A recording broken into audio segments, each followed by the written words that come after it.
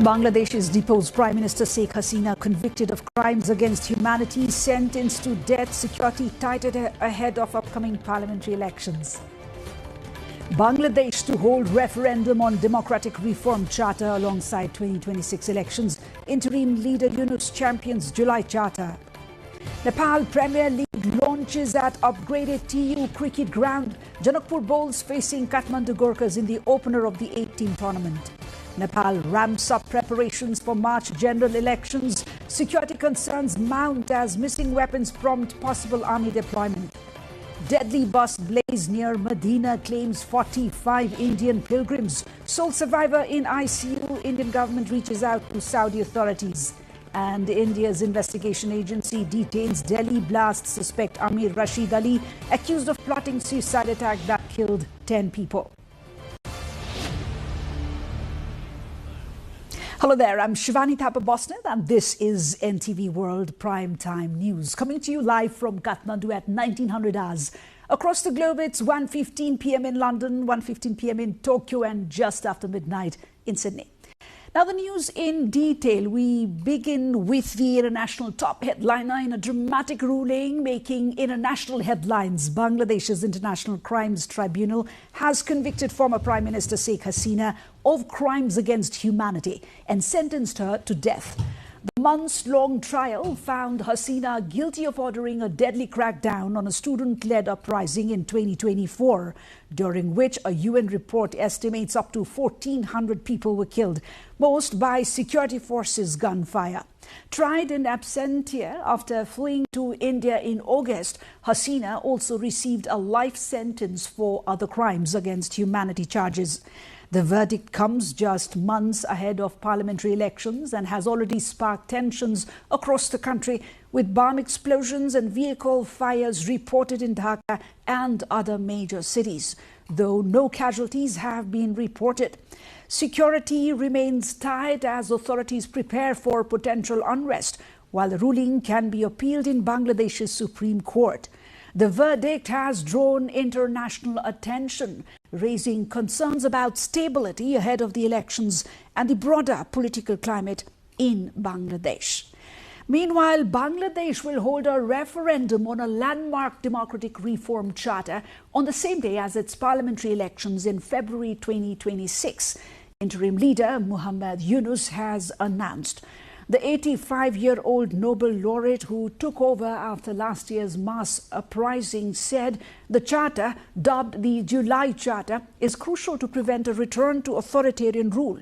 It proposes 2-term limits for prime ministers, expanded presidential powers, and stronger checks and balances between the branches of government. Voters will answer a single question divided into 4 parts, addressing key reforms, including recognition of Bangladesh as a multi-ethnic, multi-religious nation. Yunus said holding the referendum alongside the election will make the process more festive and affordable, with the Election Commission expected to announce the exact date in December. Nepal has launched the second edition of the Nepal Premier League, the country's biggest franchise cricket tournament, at the upgraded Tribhuvan University cricket ground in Kirtipur, now equipped with a new 10,000-seat parapet and floodlights capable of hosting night matches for the first time, bringing it closer to international standards. The opening ceremony commenced at around 2 p.m, followed by the inaugural match at 4 p.m, which is still underway. And the inaugural match is seeing defending champions Janakpur Bowls and Kathmandu Gorkhas, who won the toss and chose to field.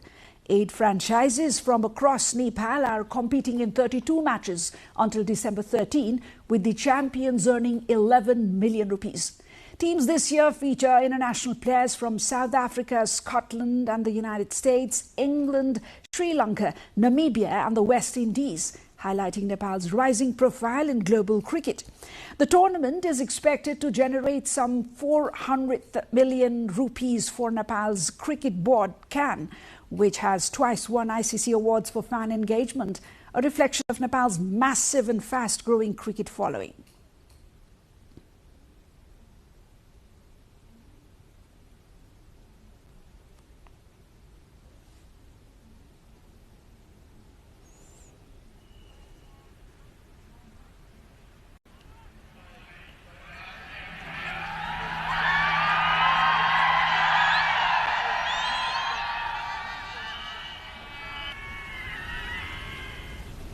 And those were visuals from the opening ceremony wherein Nepal launched the second edition of the Nepal Premier League, its top domestic cricket tournament, with Prime Minister Sushila Karki inaugurating the event at the TU Cricket Ground in Kirtipur.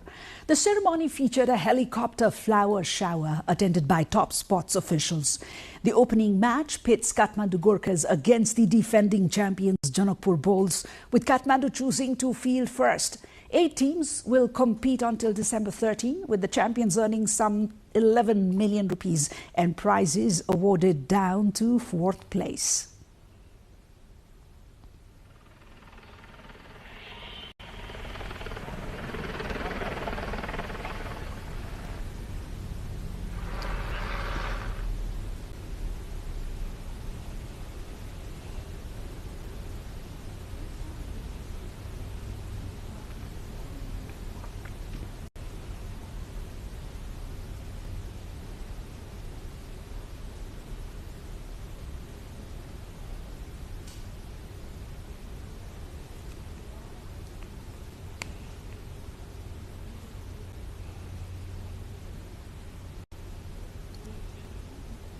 The Nepal police, meanwhile, are urging the public not to gather outside the Tribhuvan University cricket ground in Kathmandu as the Nepal Premier League opened today. Authorities say all tickets are sold out and crowds outside the venue could disrupt security. Cricket is one of Nepal's biggest passions. The sport's soaring popularity has even earned the country's cricket board CAN 2 ICC awards in recent years for fan engagement. Superintendent of Police Pawan Kumar Bhattrai has asked supporters to use only designated areas and help maintain security as Nepal's cricket fever continues to surge. Well, this is NTV World and you are watching Primetime News. Lined up is a short break. Do stay tuned. We'll be right back.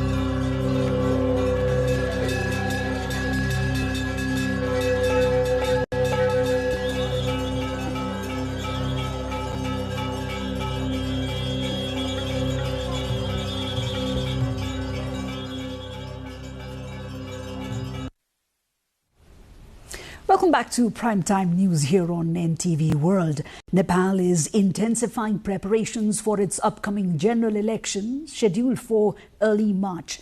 Nepal, positioned between India and China, has opened party registration, even as a few political groups call for reinstating the dissolved parliament.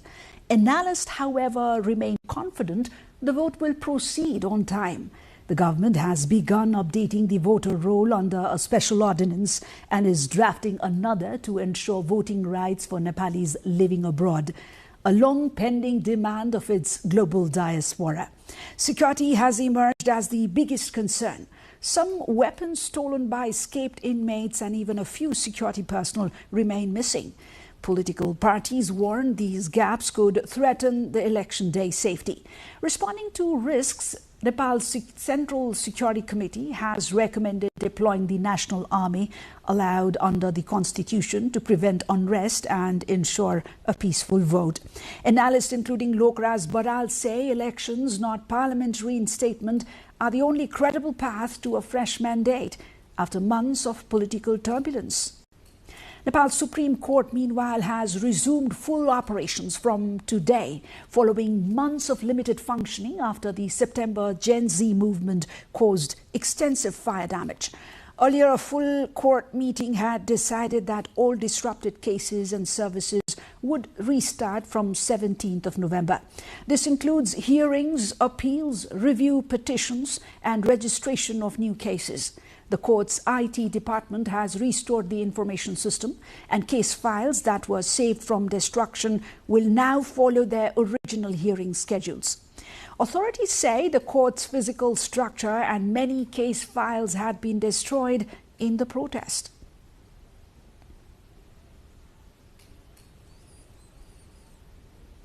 Meanwhile, in the country's Madhya province, which has remained quite tense for the past few days, a seven-party coalition of lawmakers continued their protest for a week, demanding the annulment of the provincial government. The coalition claims the current administration, led by CPN-UML's Saroj Kumar Yadav, was formed unconstitutionally under Article 168(3) of the Nepali Constitution. The lawmakers have also filed a petition in the Supreme Court, which is under review today, challenging the legitimacy of the provincial government. Meanwhile, the coalition is pressing for impeachment proceedings against the Provincial Assembly Speaker Ramchandra Mandal as part of their sustained campaign. The standoff underscores growing political tensions in Nepal's provinces, highlighting the delicate balance between constitutional authority and party politics in emerging democracies.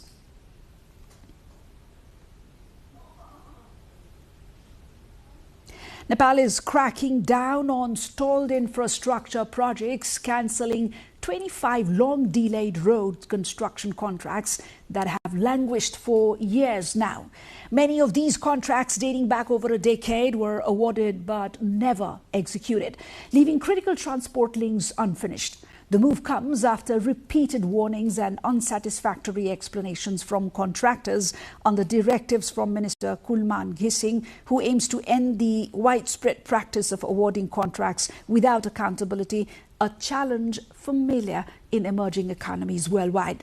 Officials say the cancellations follow Nepal's public procurement rules and signal a push towards modern, efficient transport networks vital for trade, tourism, and regional connectivity with India and China.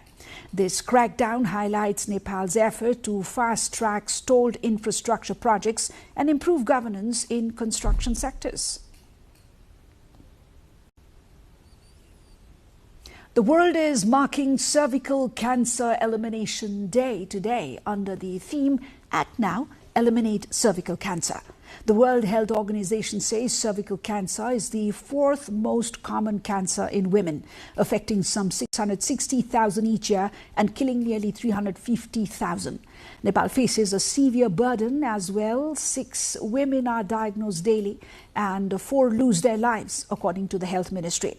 Health Secretary Dr. Bikash Devkota has said Nepal has launched a nationwide HPV vaccination drive, already reaching some 94% of adolescent girls.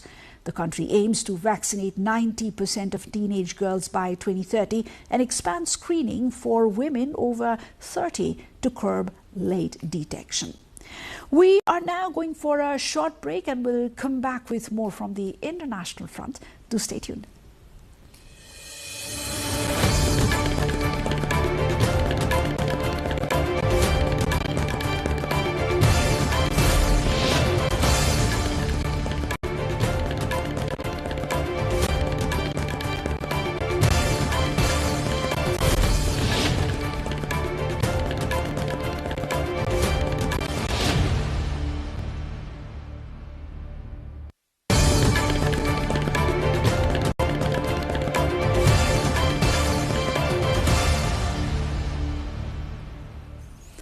"45 Indian pilgrims have died after the bus they were travelling in caught fire following an accident near Medina in Saudi Arabia, according to VC Sajjanagar, the police commissioner of Hyderabad. The bus was carrying some 46 passengers. One man survived the accident and has been admitted to the intensive care unit of a local hospital. Most of the victims are believed to be residents of Hyderabad in the southern Indian state of Telangana. According to a statement issued by the Telangana government, the group was travelling from Makkah to Medina when the tragedy occurred. Prime Minister Narendra Modi expressed deep grief over the loss of lives, offering condolences to the families of the victims.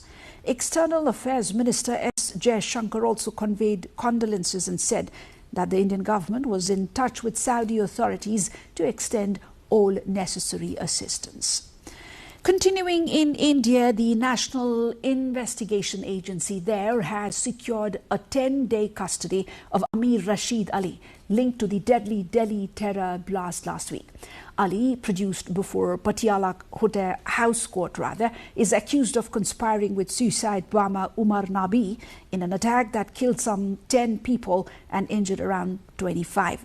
Officials say the Hyundai i20 was used in the blast and was registered under Ali's name.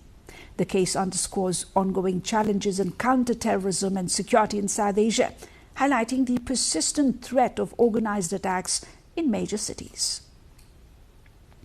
South Korea's defense ministry has proposed military talks with North Korea to establish a clearer boundary along the military demarcation line, aiming to prevent accidental clashes and ease rising tensions. Seoul reports a spike in North Korean activity, with troops crossing into the south over 10 times this year, up from fewer than 10 in all of 2024. North Korea has also installed landmines and barriers, creating hazardous zones along the front line. With direct military communications cut, South Korea plans to send the proposal through the United Nations Command. North Korea has not responded, maintaining its stance of the two Koreas as hostile nations since late 2023, highlighting ongoing volatility on one of the world's most sensitive borders. Well, we will go for another short break right here. Coming up next, more from the international front. Do stay with us.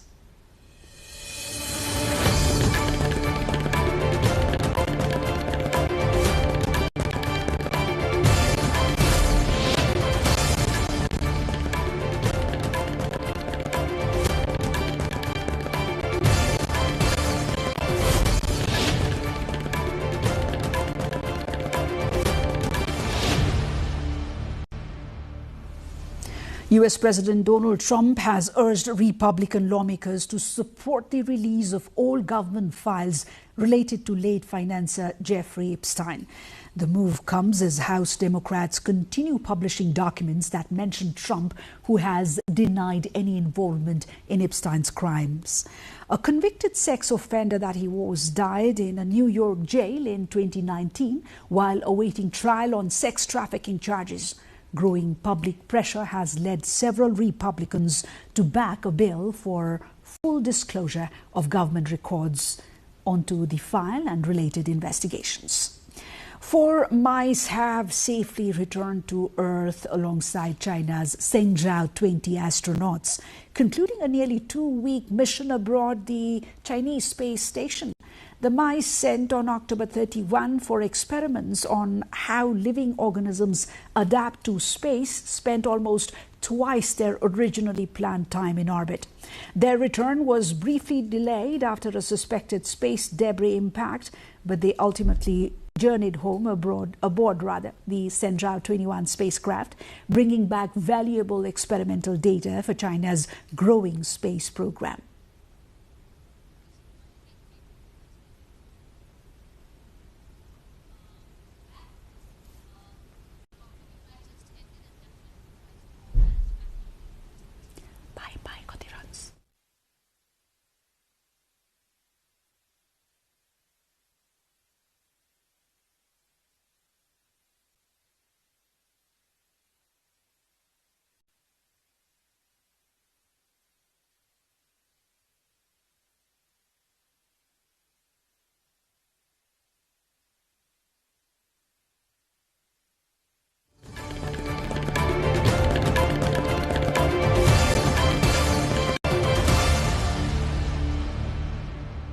Time now for the sporting headliners.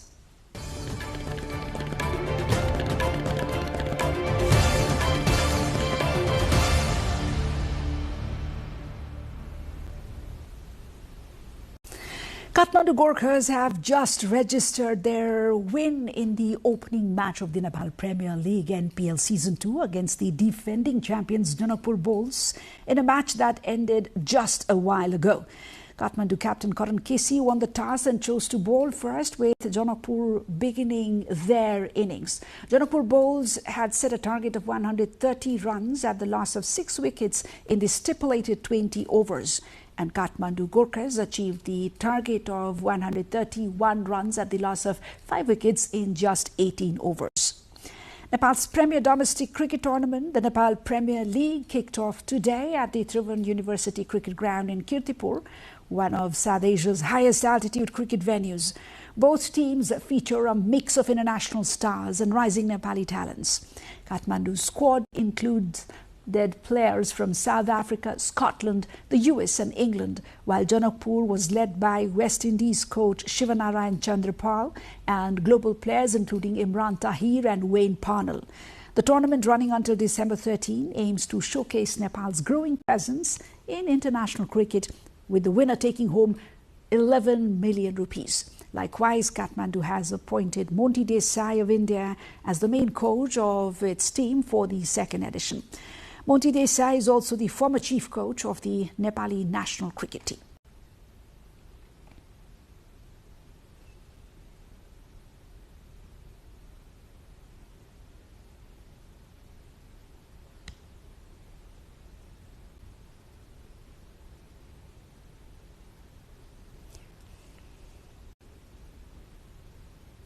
Norway is heading to the 2026 World Cup in North America, led by Manchester City striker Erling Haaland, who dominated qualifying with 16 goals in 8 games, scoring in every match.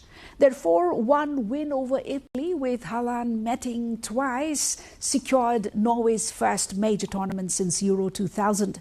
The 25-year-old has already been hailed as a generational talent and potentially Norway's greatest ever player. Haaland called the achievement fun but a relief, reflecting the pressure on one of football's rising global superstars as Norway prepares for the world stage. Robots are now patrolling venues at China's 15th National Games in Shenzhen, supporting security and technical operations. At the Shenzhen Universiade Sports Center, a patrol robot and 2 robot dogs use 5G, AI and real-time links to the command center, allowing the public to make emergency calls directly through the machines. Robot dogs from the city's power bureau also monitor electrical systems, checking temperatures, meters and abnormal sounds with instant data transmission. The National Games, co-hosted for the first time by Guangdong, Hong Kong and Macau, run through November 21.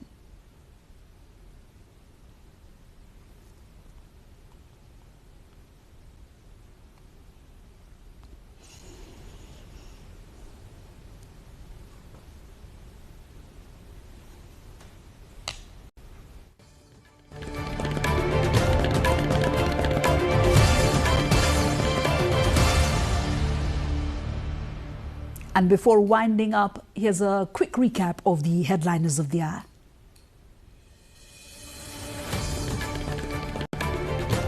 Bangladesh's deposed Prime Minister, convicted of crimes against humanity, sentenced to death. Security tightened ahead of upcoming parliamentary elections. Bangladesh to hold referendum on democratic reform charter alongside 2026 elections. Interim leader champions July charter. Nepal Premier League launches at upgraded TU cricket ground. Janakpur bowls conceded defeat against Kathmandu Gorkhas. Nepal ramps up preparations for March general election. Security concerns mount as missing weapons prompt possible army deployment. Deadly bus blaze near Medina claims 45 Indian pilgrims. Sole survivor in ICU. And India's investigation agency detains Delhi blast suspect Amir Rashid Ali, accused of plotting suicide attack that killed 10.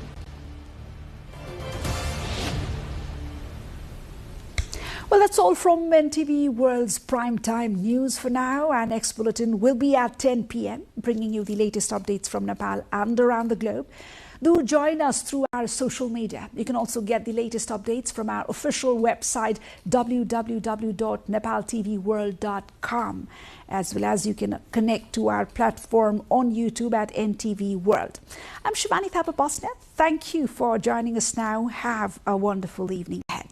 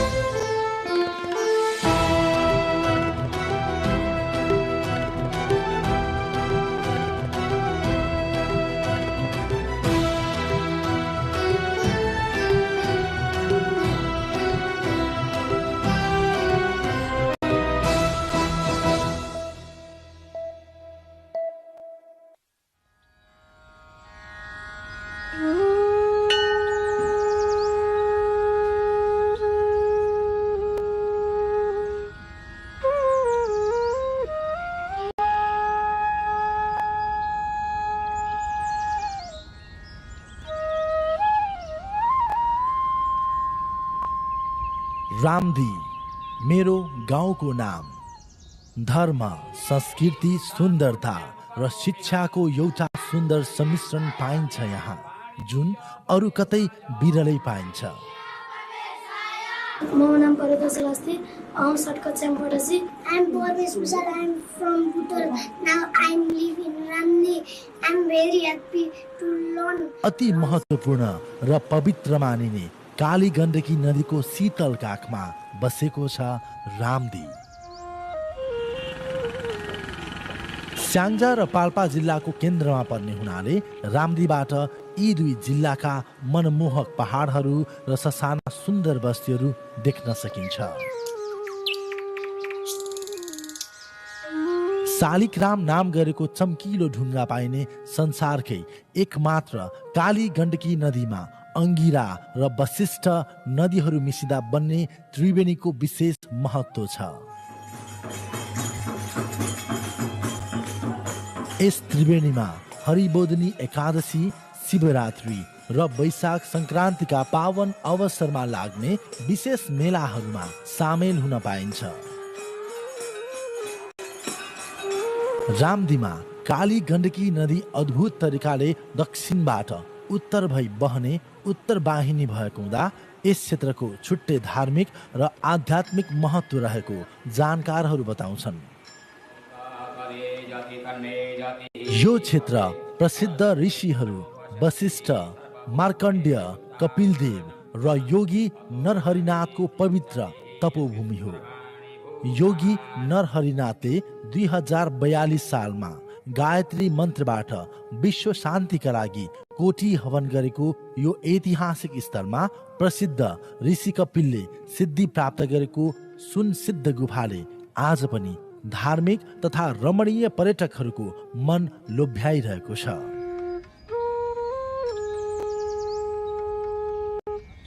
Yes गुफाको सुरुङ साँघुरो भएकाले र अन्त्य पत्ता नलागेकाले यो थप आकर्षणको केन्द्र बनेको छ। यहाँ एक step हुन्छ, त्यहाँ अर्को स्टेप हुन्छ, त्यहाँ तल्लो अझै अर्को ठुलो स्टेप छ। 1500 जना अट्ने ठाउँ छ तल। रामदीमा थुप्रै पर्यटकीय स्थलहरू छन्। यहाँ रहेका गायत्री मन्दिर, राधाकृष्ण मन्दिर, शिव मन्दिर आदि धार्मिक आस्थाका केन्द्रहरू हुन्। सँगै रहेको गौशालामा केही समय टहल्दा पर्यटकहरूलाई बेग्लै आनन्दको अनुभूति हुन्छ। रामदीको प्रमुख आकर्षण त्यहाँ रहेको राम नदी आश्रम हो। यो आश्रममा आध्यात्म, संस्कार, कला, शिक्षा र नयाँ पुस्ता बीचको आनन्दमय सहकार्य देख्न सकिन्छ।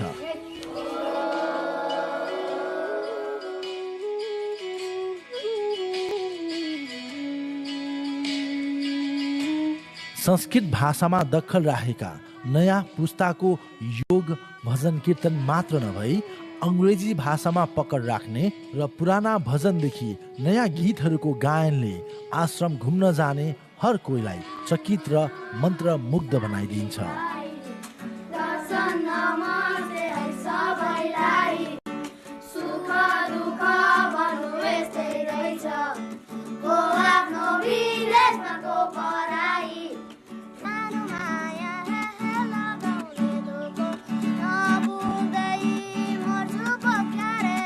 यसरी प्रकृतिको कोख र नदीहरूको काखमा बसेको रामदीमा हर कोहीलाई आकर्षित र अचम्मित गर्ने धेरै अद्भुत कुराहरू रहेका छन्।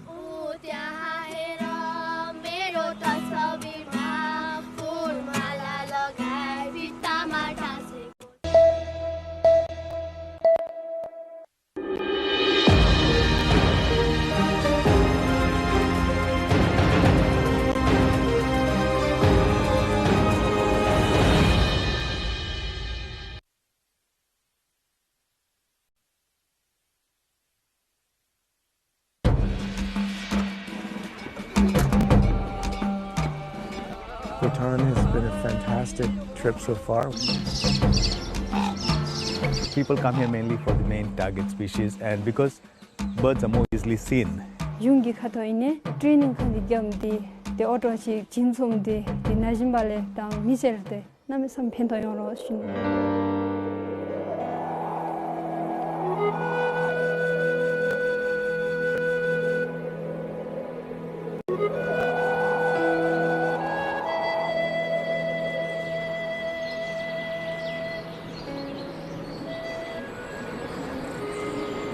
In the valley nestled beneath the sky, where the snowy mountains reach high, the Sakteng Wildlife Sanctuary grows with life.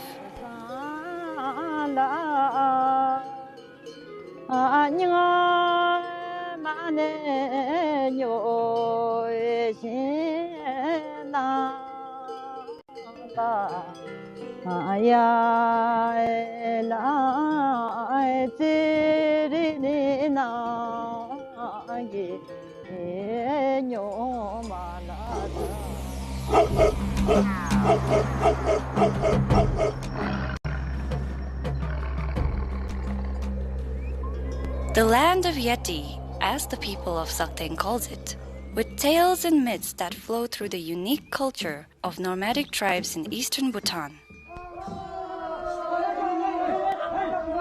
This part of Bhutan is the home to the Brokpa people, an ethnic minority of yak herders who migrated from southern Tibet in the 13th century. The pastoral community was once home to a man with a dream. However, tragedy took place when the man was a victim of a fatal car accident.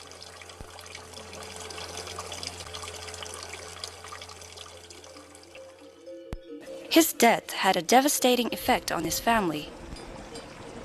His daughter, Ngawang Chensom, had to give up on her education.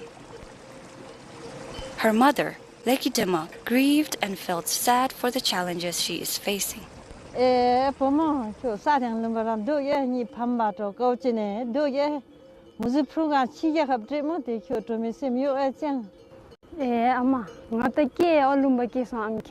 Rango ke intention yana lumbegi isu nalham thosong dazi ne chige haptrumidi ningilam nalama ton tanoi ne chige haptrumidi the same man.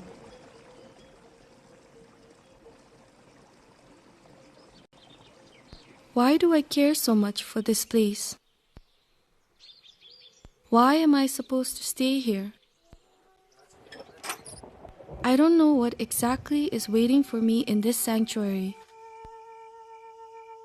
There must be a reason why I cannot bear to leave my village.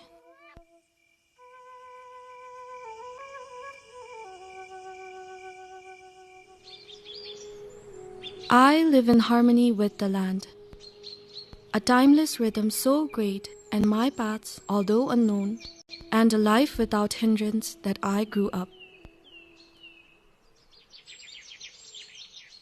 As I travel across this land, I see the beauty, the clean air, the majesty of nature so difficult to ignore.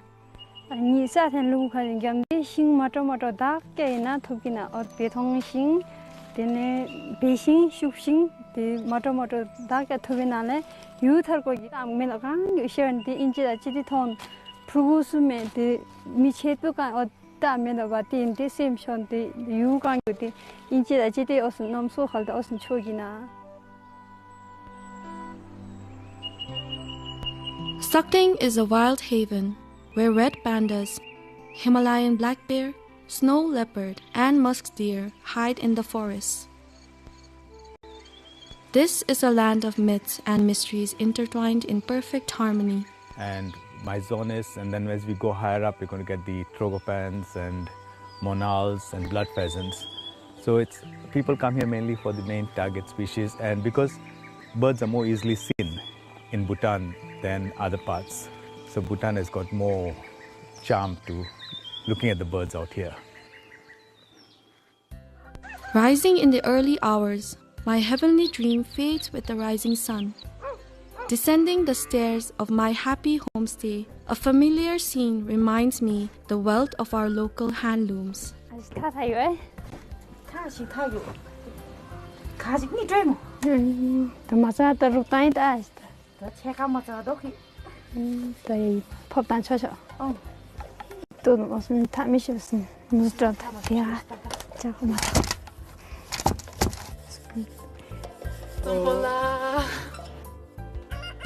In a closet, hidden away, lies my collection.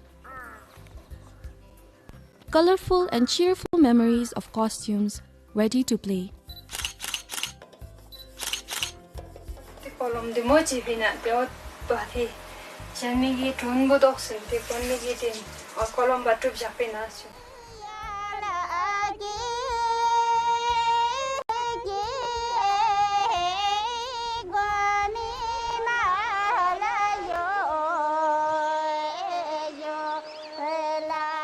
Drawn by the sounds of music, I like to see a group of women dancing to the rhythm of old songs.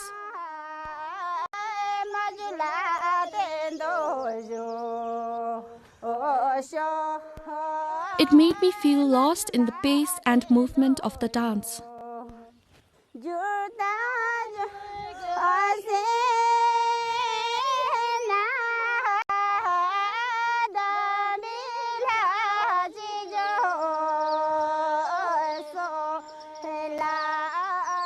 Getting back on track, singing and dancing really brings the sense of togetherness and love for the traditions in my community.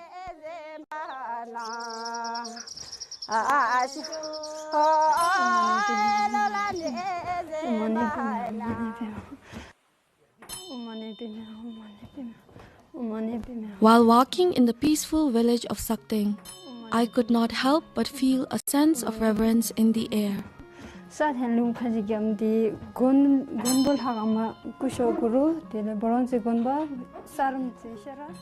Residents spoke about sacred religious sites dotting the landscape.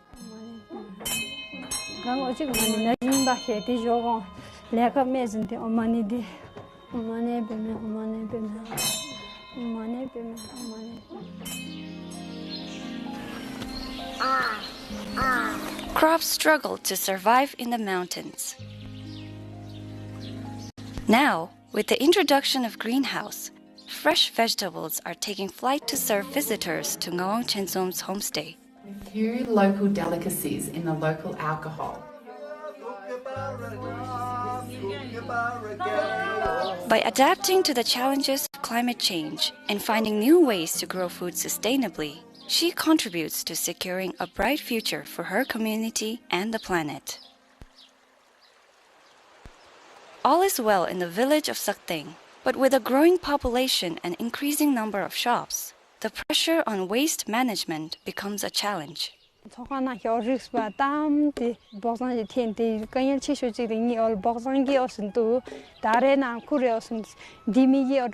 김고래 미래 텐데 랑카지네 짜라게미나 짜마토토. Ngawang's decision to stay at home reflects the value of the preservation of cultural heritage and natural resources.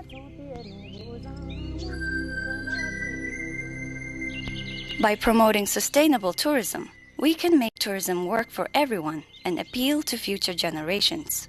This is my first time visiting any Asian country. I'm very impressed with the beauty of Bhutan, the landscapes, the mountains, the valleys. The people have been very friendly, and the weather's been nice for us. Everything's just been lovely here.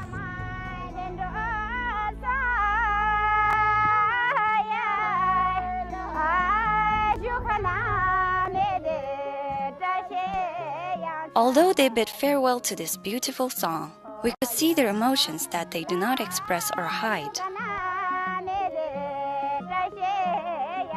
Here, everyone's eyes are sparkling and glowing with happiness. These people, their culture and their environment have touched Ngawang's heart that she will never forget to go back to her village with hopes and aspirations.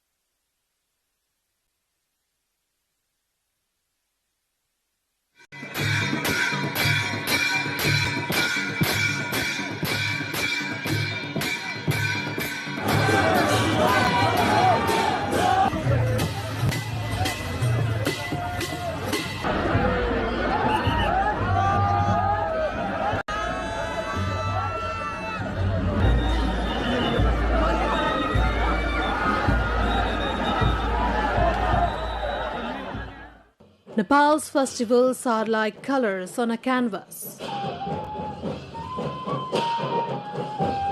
Communities celebrate occasions that are as diverse as the country itself.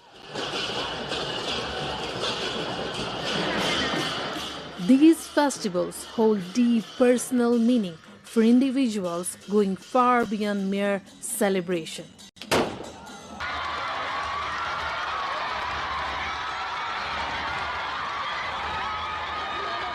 They are not just events, they are emotional, cultural, and spiritual lifelines that nurture identity, community, and inner happiness.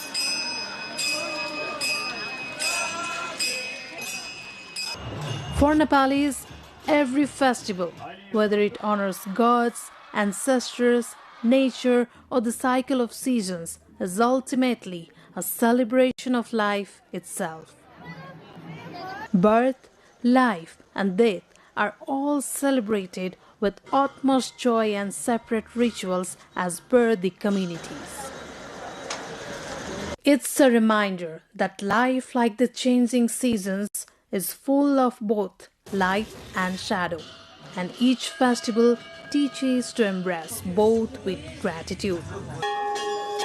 हरेक चाडपर्वमा एउटा एउटा हैन धान रोप्दाखेरि खेतमा हामी पूजा गरेर हुन्छौँ, धान थन्काउँदा हामीले हवन गरेर हुन्छौँ, नुहाई खाने भनेर भनिन्छ, नवान्न प्राशनको विधानहरू छुट्टै छ। त्यो सम्पूर्ण कुराहरूले हाम्रो प्रकृतिमा पनि त्यति नै सुप्रभाव पार्छ र मान्छेको शरीरमा, मनमा र आत्मासम्म पनि यसले सुप्रभाव पार्छ, आनन्द दिन्छ, सत र चित, राम्रो आनन्द र चिरकालसम्म रहने टिकाउ आनन्द दिन्छ भन्ने मान्यताले गर्दाखेरि यो सबै चाडपर्वहरू हामी मनाइरहेका हुन्छौँ। Major Hindu celebrations like Dasai and Tihar unite families in devotion and joy and is celebrated by majority of Nepalis. While Buddha Jayanti, Loshar, Sakela Udhauli, Shakela Ubhauli, Maghi Shankranti or Maghi showcase the spiritual and cultural vibrancy of Buddhist, Kirat and indigenous communities.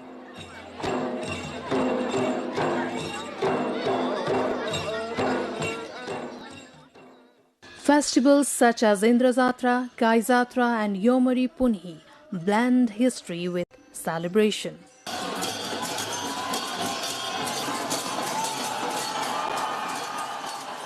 For women, Teej and Rishi Panchami serve as expressions of faith and sisterhood.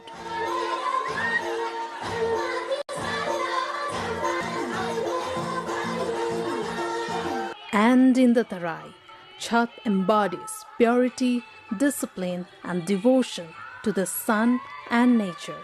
भौगोलिक हिसाबले सानो भइकन फेरि कस्तो भने जात जातिको हिसाबले पनि थुप्रै ट्राइबहरू भएको, यो सबै एउटै जातिको मात्रै छैन, तर हामीका धार्मिक सहिष्णुता छ, रिलिजियस टलरेन्स भन्छौँ, त्यो विश्वलाई हामीले दिएको एउटा उदाहरण हो। हामीका हिन्दूहरूको चाडपर्व पनि बौद्धहरूले पनि मनाउँछन्, इस्लामहरूले पनि मनाइराखेका हुन्छन्।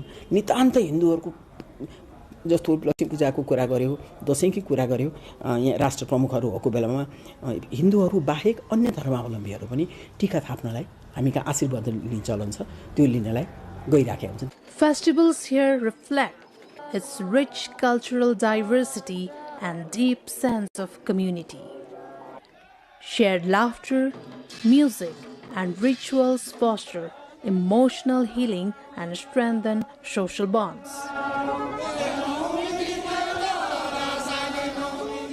Experts say gatherings and celebrations nurture positivity, hope and meaning.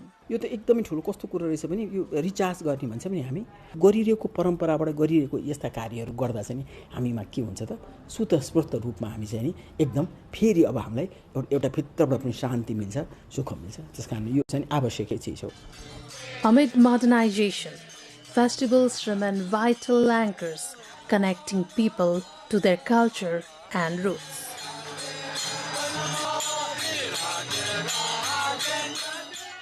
The togetherness of families, the glow of butter lamps in monasteries during Loshar, and the rhythm of dhime drums in Nevari processions all tell the same story. Nepal is a land where festivals are the very heartbeat of its people.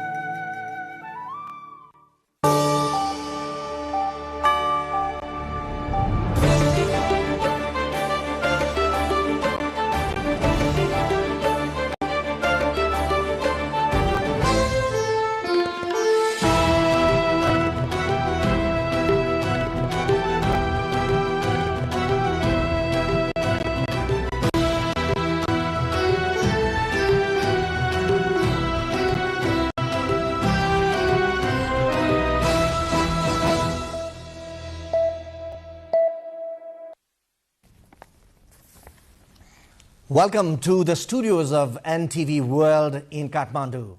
Public Service Broadcasting PSB Nepal's new initiative to make Nepal more visible and audible to the global audience. Welcome on board.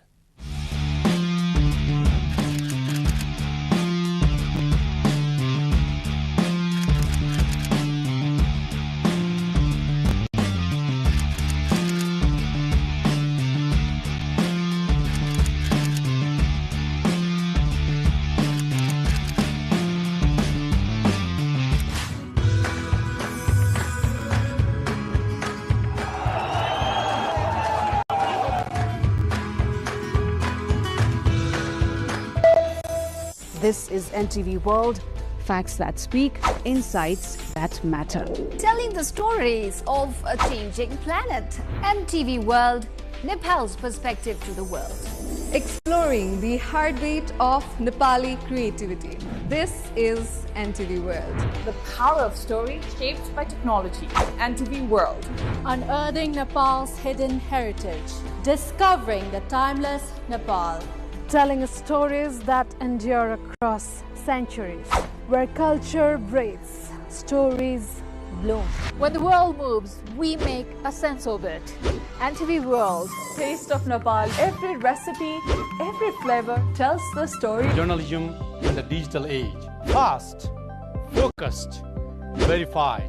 Stories hold power. Stories reflecting life. Stories of the hinterlands. Reporting for Public Service Broadcasting. Reporting for NTV World. This is NTV World. Welcome to News Hour. This is NTV World. Welcome to Primetime News. One story at a time. Crossing borders, connecting voices, where Nepal meets the world in dialogue. This is NTV World, Nepal's perspective to the world. Voices that connect Nepal to the world, bringing perspective, region and relevance to every story. NTV World, Nepal's perspective to the world. Stand by. Mic is on. 3, 2, 1, cue. We are NTV World.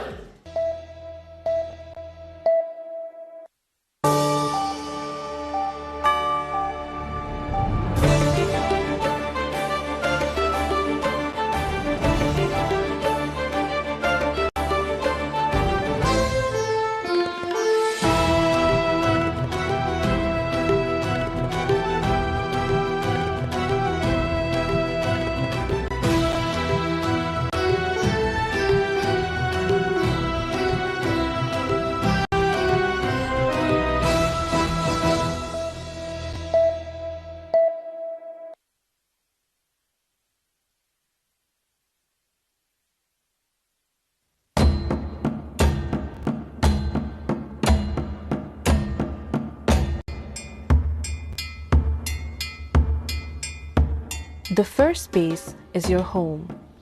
The second space is your work or school. Oh, very good. And the third space?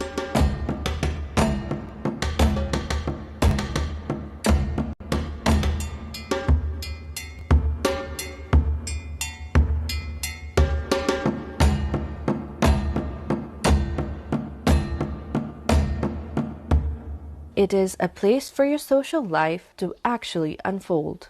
Capital cityहरु चाहिँ मान्छेहरु चाहिँ आफ्नो लाइफमा आफ्नो day to day लाइफमा यति धेरै busy भइसकेका हुन्छ कि उनीहरु एकदमै आइसोलेटेड भइसकेका हुन्छन् के सो यसबाट चाहिँ like to get over it अनि एक्सप्लोर गर्न आफूले आफूलाई फ्रेश गराउनको लागि हैन त्यसको लागि चाहिँ it's really essential.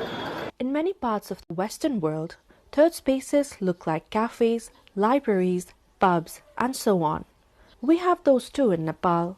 But historically, we have always done it a little differently. म चाहिँ यो नजिकै बस्ने भएको भएर म यो ठाउँमा अक्सर आइरहन्छु हैन मलाई यो पब्लिक प्लेसहरु सार्वजनिक ठाउँहरु एकदमै मन पर्छ मलाई चाहिँ अनि अब काठमाडौँ आफै पनि साँगुरो छ हैन हामीसँग थोरै मात्रै पब्लिक स्पेसहरु छ त्यसमध्ये बसन्तपुरको यो सार्वजनिक स्थल चाहिँ एकदमै मलाई लाग्छ काठमाडौँ भित्रको क्राउडमा पनि अलिकति रमाइलो गर्नलाई आफ्नो फ्यामिलीसँग टाइम स्पेन्ड गर्नलाई अनि अलिकति फ्रेश भएर बसौं अलिकति हावा खाएर बसौं भन्ने हो भने यो ठाउँ चाहिँ हाम्रो वर्ल्ड हेरिटेजमा भएको साइटहरू हेर्दै हामी मजाले रमाउन सक्छौँ, गफ गर्न सक्छौँ।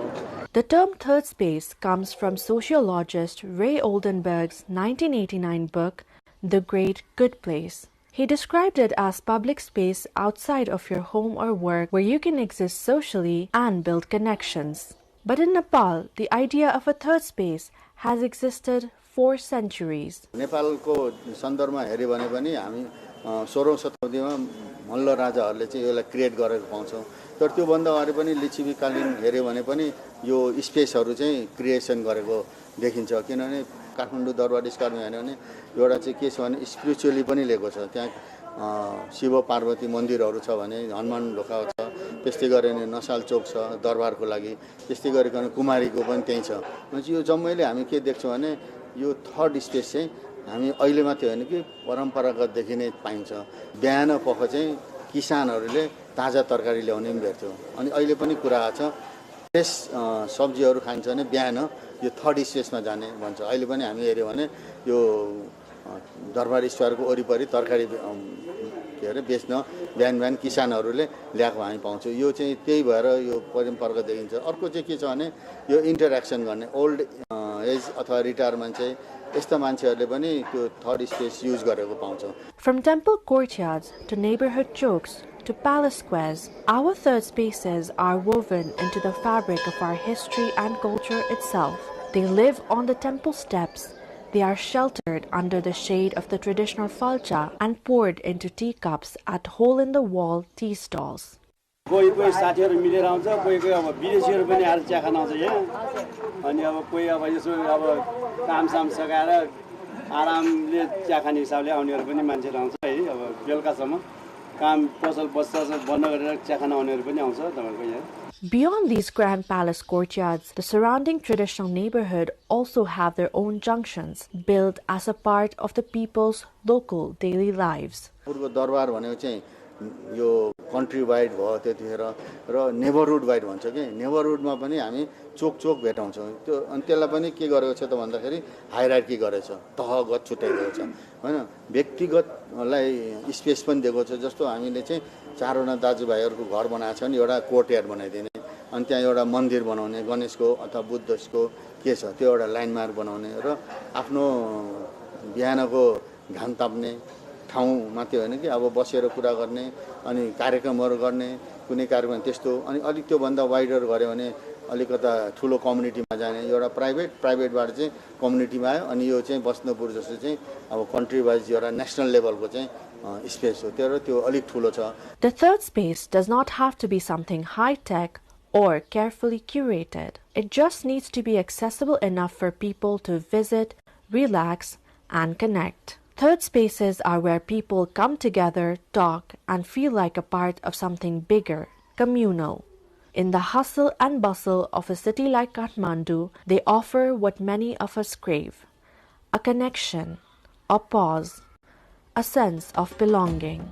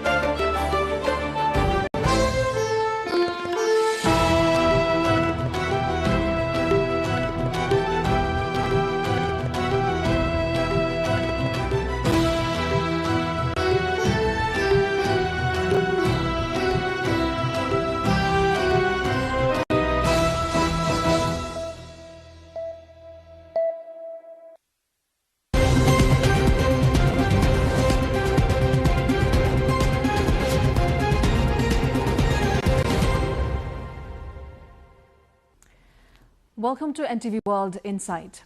Around 2.3 million women were diagnosed with breast cancer in the year 2022, and nearly 670,000 lost their lives to it. Breast cancer remains the most common cancer in women in almost every country across the globe.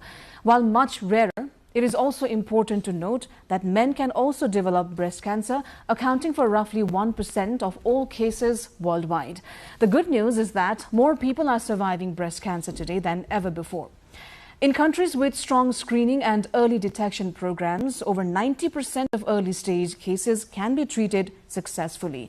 But there's still a big gap. In many lower-income regions, breast cancer is often found late, and that makes all the difference. If nothing changes, the World Health Organization has projected that by the year 2050, new breast cancer cases could rise to 3.2 million each year. That is a strong reminder of how crucial awareness, access to screening and timely treatment are, not just for women, but for everyone. We are pleased to welcome Dr. Banira Karki to today's NTV World Insight. She is the first female breast oncosurgeon in Nepal with over 10 years of experience in the field of surgery, her special focus being breast conserving and reconstructive procedures. Dr. Karki, welcome to our show. Thank you for your invitation. Let's start with the basic. Let's do it quick, but let's delve into what cancer is and how breast cancer is different. If we talk about breast cancer, the cancer basically it starts from the ducts. It's basically the milk ducts. So there are these cells, which the number of cells when it starts proliferating, and then it grows very uncontrollably. So that now it forms a lump, and then when there is a lump, it starts invading the outer tissues as well. So that is when a lump is felt in the breast. So this is how cancer is detected. The next thing is, yes, how it is different. I would say breast cancer is mostly related to the, as I said, ducts, lobules, and it is and it occupies the breast, and then slowly it also invades into the lymphatic channels, through which it may be palpable in your axillary nodes, okay, and sometimes also into the cervical nodes. Mm-hmm. Throughout the years, in your experience, what are the different kinds of cases that you've come across? Is it different across age groups or even gender? Yeah. As I earlier also mentioned that even men can have breast cancers. So what are the different cases that you have witnessed? So there's a lot of variation in breast cancer. It's all breast cancers are not same. They are quite different, and they present in a very different way in every individual. And when we come to the age groups, I've seen as early in 15 years old young girl with breast cancer, and it was a very rapid growing, fast growing breast cancers. And we've noted that when coming to breast cancers, when it is present in young patients, it's a very progressive and aggressive type of breast cancers, which grows rapidly and it also spreads quickly. And when coming to older ages, the later age I have encountered is 85 years old women, and the type of cancers every one of us have come across in old lady is basically a very small type of lesions, and these are very slow growing type of tumors.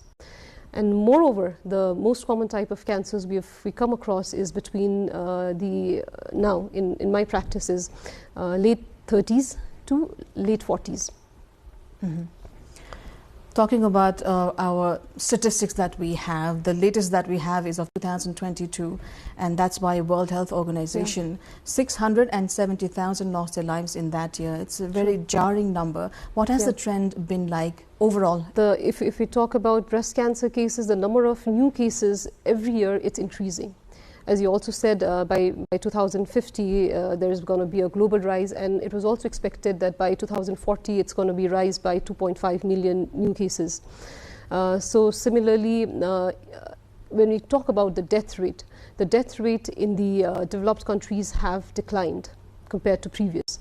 But then the death rate in a country like ours, in the underdeveloped countries, the death rates have still not fallen down. So this is the difference that we are facing. The number of new cases are increasing worldwide, but the number of death rates are still, we are still facing those kind of cases in our practice. Mm-hmm. So 3.2 million, that is if we do not have early screenings or if we do not probably adopt a healthier lifestyle, I guess, right? True, yeah. Early detection actually helps us cure the disease. Mm-hmm. It also has a better prognosis, and we could give a very good treatment, near to curable treatment. Mm-hmm. Almost 98% of breast cancers are curable when they are diagnosed in the first stage, right? So around 90% at least we can treat completely if they come to us with the second stage breast cancers. But as the stage increases, if it's an advanced breast cancer, then the prognosis will be comparatively little worse. So early detection saves life, again I would like to say, so for that screening is very, very important. There's also a lot of worry, fear, skepticism as well for people to go and get themselves checked. How do we encourage people to get it done? The first thing I would like to tell everyone that all kinds of lumps we come across in our breast is not cancerous. It's only 20 to 30% of the lumps that we have in our breast are cancerous, whereas the remaining 70 to 80% of the lumps are non-cancerous. So we need not be scared, first thing, because there are patients, they come to us, they're very anxious. I felt this and I haven't slept entire night, and they come crying, now I got the cancer. But it's not that in every individual. So yes, awareness is very important. You should be aware, and if you feel anything, then you should come timely. With awareness, there's also a question about accessibility. How have you viewed the issue of accessibility in Nepal? Yeah, in Nepal now things are quite available, I would say. First thing is expertise, which we lacked in our past years. Now we have breast cancer surgeons in Nepal as well, who would actually deal with only breast-related diseases. So that is important. Whom do you confront to? Next thing is the type of investigations which we do it in developed countries. We do have everything available in Nepal as well. And coming to even remote areas, we could at least do the basic ultrasound, for the detection of breast cancer, even if we don't have the higher imaging techniques. So that so with that only, at least we could detect cancers. You've had more than 10 years of experience in the field. How has our technology advanced over the course of time? Yes, over the period of time, technology has advanced, and talking about our field, there are very few tests that are actually required in breast cancer, the entire treatment. So the basic ultrasound, we already had it, and mammography, also we had it from past many years. Then third thing is for the metastatic workup, we would say, that is to see the spread of the disease to the entire body parts. We had CT scan, but now we also have PET CT scan, which is the recommended standard investigation for the metastatic workup. So we do have all the investigation facility in Nepal now. What are some of the most common misconceptions about breast cancer? Are there misunderstandings? Are people not understanding what it actually is? There are actually so many myths about breast cancer, I would say. Many people still up till now the gold standard investigation is mammography, right? It's a kind of an X-ray which we do to detect the breast cancers. So many people have this concept that if we do a mammography, then because of the radiations you'll get you'll get cancers, which is not so true, I would say, because the type of the amount of radiations which is given in this mammography is very less. It is very less, so you can safely do it every year. So many people, they do avoid doing mammography because of this fear. Because of the radiations, but the radiation dose is very low, so you can safely do it. What, apart from early detection or getting yourself checked in periodic basis, can one do in order to avoid breast cancer? So yes, in order to avoid breast cancer, first thing is every individual should have awareness. Next thing is they should know about their breast. Self-breast examination is very important. I would advise every woman to do a breast self-examination once a month. So at least this is not just that you'll be able to find a cancer, but it's just to know yourself, know your body so well, so that if there is any changes, then you will come to know. If you examine your breast every month, once a month, and if there is certain new changes that you've noticed, maybe there are certain skin changes, maybe there are certain discharges, or maybe there is disparity in your size, or there is some dimpling in the skins, very small little things. If you notice anything, then if anything is evident, then you should come up with that. So for that, I think I would suggest like everyone should do a self-breast examination. So any changes at an alarming level warrants a checkup? Yeah. Any age and any type of changes you note in the breast. What cures are available to us at the moment? Talking about breast cancer, the first most I would say is surgery. Okay, so surgery, we have options. Long time back there were no much options, so the only thing was mastectomy, that is getting your entire breast removed, and also removing all your nodes, okay, which would definitely give some form of morbidity, like people might have some kind of swellings in the arms, the post-operative complications. But now things have changed. So we have, in the surgical field, we have moved towards conserving the breast. So breast conserving surgery is what we are doing today, and also regarding the axilla, we are not doing the massive nodal dissection nowadays. We've come across to only selective nodal dissection, okay, like which we call it a sentinel lymph node biopsy in selective cases, so that we could avoid those morbidity in patients. And besides that, yes, we have all the facility of chemotherapy. All the drugs are available in Nepal as well.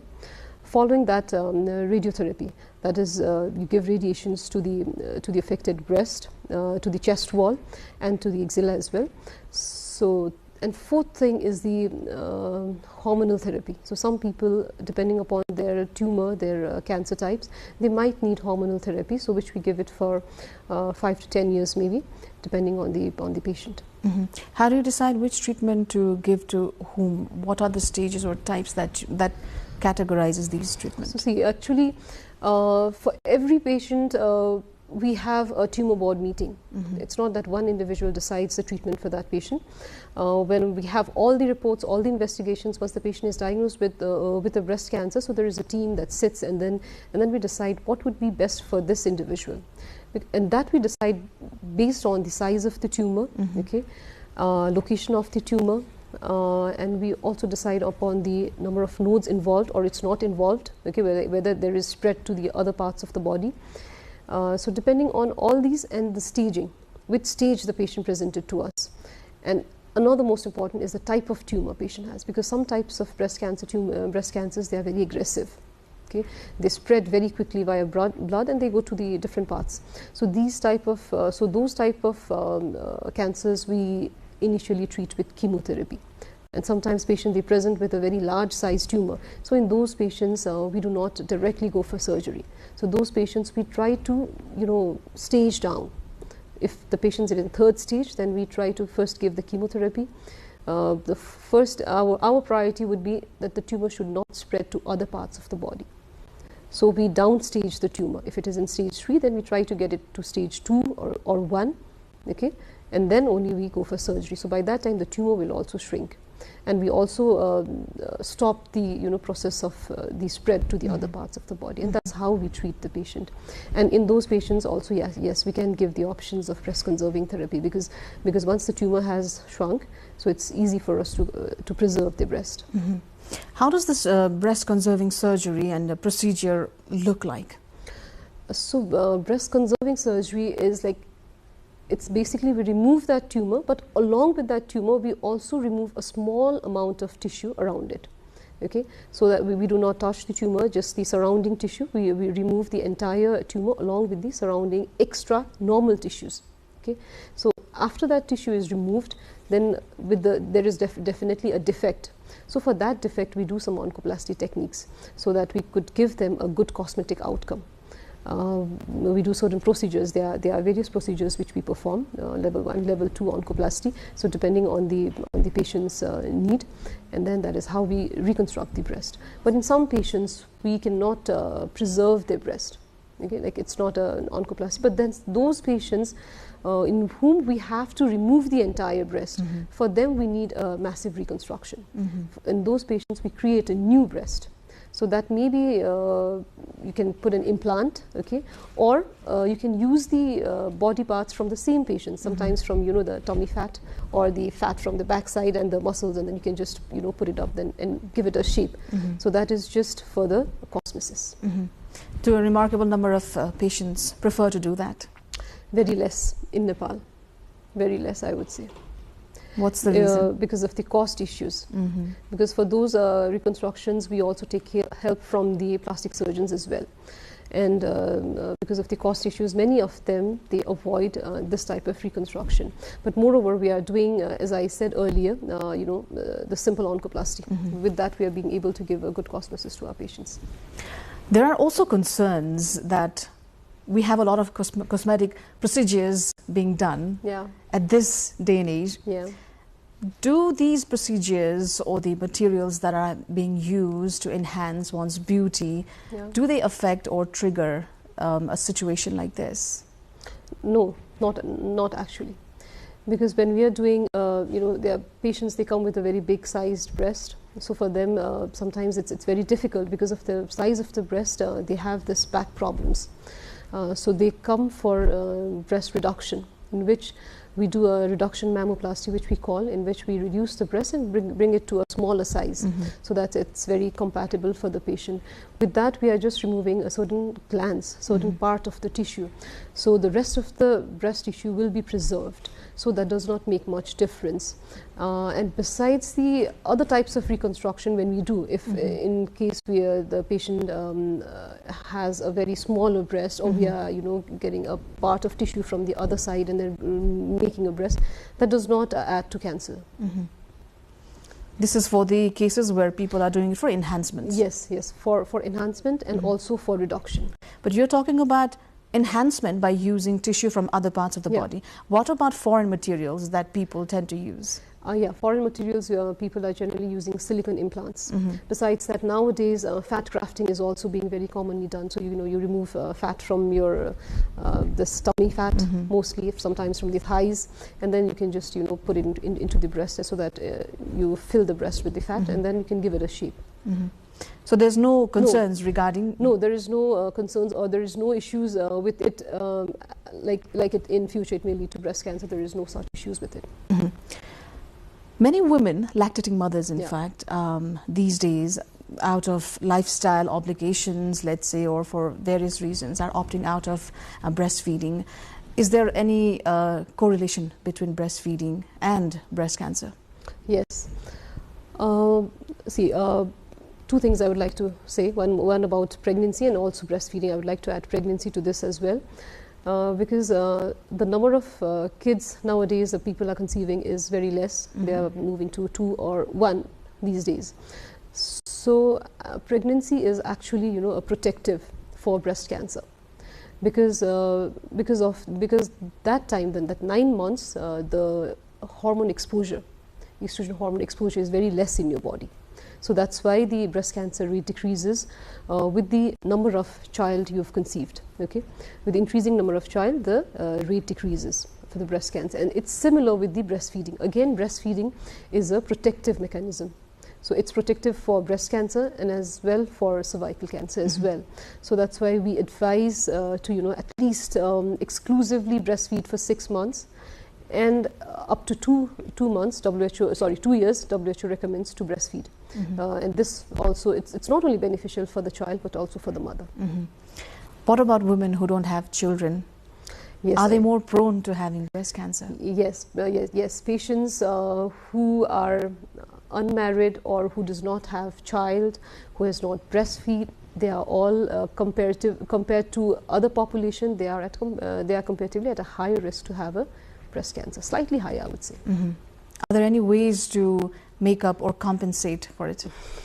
I would say get married on time and get your kids on time, and obviously breastfeed.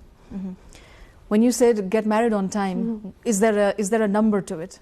Yes, married on time, I would say, actually you have to, it's better always to have your first kid before the age of 31 years. As you also mentioned that we do have expertise in our own country, but many people are also preferring to take treatments elsewhere. Yeah. Is there a reason behind it? Yes, I would. To this, I would say actually a long time back there were no expertise available in Nepal. So from there a trend started. People started going to India, moreover, for cancer treatment because they have very good institutes and they have proper cancer centers. In Nepal, we did not have that, well set up cancer centers.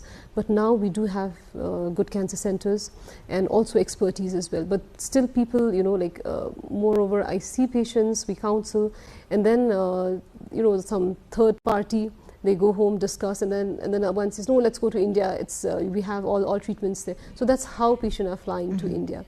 But then I would like to make or reassure everyone that now expertise are available and also all the technologies are available. So you can trustably get treated in Nepal as well, because it's not a matter of one day. It's a matter of a lifetime. So every time you have to fly for follow-up. Okay, so that's also financial issues will also be there regarding it. And if you are having the same level of treatment, you're getting it in your country, why do you prefer to, fly outside? Say a patient gets treated and cured, what are the chances of recurrence? Again, it all depends on the stage of the patient, the stage of the patient presented. And also, it also depends upon the type of tumor. There are certain type of tumor, like we say it, triple negative breast cancers, HER2 positive breast cancers. Those type of cancers are a little aggressive, and the chances of recurrence is comparatively higher in those patients. So we advise them for a very strict follow-up. But if it is a hormone positive breast cancer, then those patients, when treated in early stage, the chances of recurrence is very less. But yes, with cancers, they are always possible that you might you are always at a high risk if it is a cancer patient, especially in context to that you might get cancers on the other side of the breast, maybe 5 to 10 years down the lane. So that's why a regular follow-up is very much mandatory. In case of men, what does breast cancer look like? Is there a specific type of region or lifestyle, age group that makes men more prone to breast cancer? See, if you look into the ratio of male breast cancers, then it's very less. It's just about 1% of the entire breast cancers. The presentation in male breast cancers is almost similar as that of the female. They also present with a small lump, or sometimes it looks like some small skin lesions, or sometimes they also present with some watery or blood discharge from the small nipple they have. So the presentation would almost be similar. Okay, but then if I also talk about the treatment, then that would also be similar to that of the females that we offer. And regarding the age group, breast cancers in male is seen mostly after the age of 60 years. 60 to 65 years later only. It's not commonly seen in the younger age group in male. What does life for a patient during treatment and after treatment look like? When a patient is diagnosed with cancer and when we explain about the entire treatment course, patient is, I think, emotionally very much drained out, because it's a very long course of treatment. And next thing is they are very uncertain whether I will survive, I will not. So there is this emotional breakdown, what we have seen in the patient. And moreover, they are more concerned with chemotherapy. With chemotherapy, chemotherapy is it's a drug which we give to these cancer patients. So there are many side effects of chemotherapy. So there is this hair fall with it, and you feel very weak, agitated, and you don't feel like going out. You feel so little, in society. You're not being able to move out so freely, and your body is very weak, and you have that fear that you might, not survive. So that is the major issues patients they have. and your appearance looks completely different. So dealing with all these things, and again fighting back with cancer, and thinking about your family and your further future, so patients are very much affected. They are psychologically also stressed out. So this is during this course of treatment, we find that like these patients, they need much of the support from the family, and obviously from the doctors as well, but moreover sometimes also from the society. There are certain social groups who help them with it. And after the course of treatment, I have seen most of the patients, they come out very strong, very brave, because they have conquered this battle, and they come out very fearless because they now have a new face. Post cancer, there is also this hair growth, and the type of hair that comes out is little thick, curly. It gives them a new face and a new look. They come out completely different, and I've seen them come out very brave, and now they are ready to start a new life, and now they have overcome their fear. So this is the difference I have noted in patients who are undergoing treatment and who have completed their treatment. That sounds very encouraging. Yep. What about women who are going through menopause? Is there a certain connection with it? Yes, the patients who are going through menopause, because there are so much of hormonal disturbances, hormone imbalance during that phase. You're not having your periods, at a regular time. So what happens sometimes? Sometimes it's 6 months, 8 months. So you are at the perimenopausal phase, towards your menopause. So those type of patients are also likely to have breast cancers. That's what we have seen. And besides, they also have so much of mood swings, irritability. So that's what has been noted in these type of patients. Dr. Banira Karki, thank you so much for being on NTV World Insight, for all your contributions and also your insights. Thank you so much. And that said, it goes without saying that early detection, good lifestyle can help us deal well with breast cancer, help us avoid breast cancer, and also get timely treatment. Thank you so much for staying with us in this program. Do join us on our social media pages, YouTube, and also visit our website www.nepaltelevision.com for more information, news, and updates. That's it from me for now. Thank you for staying.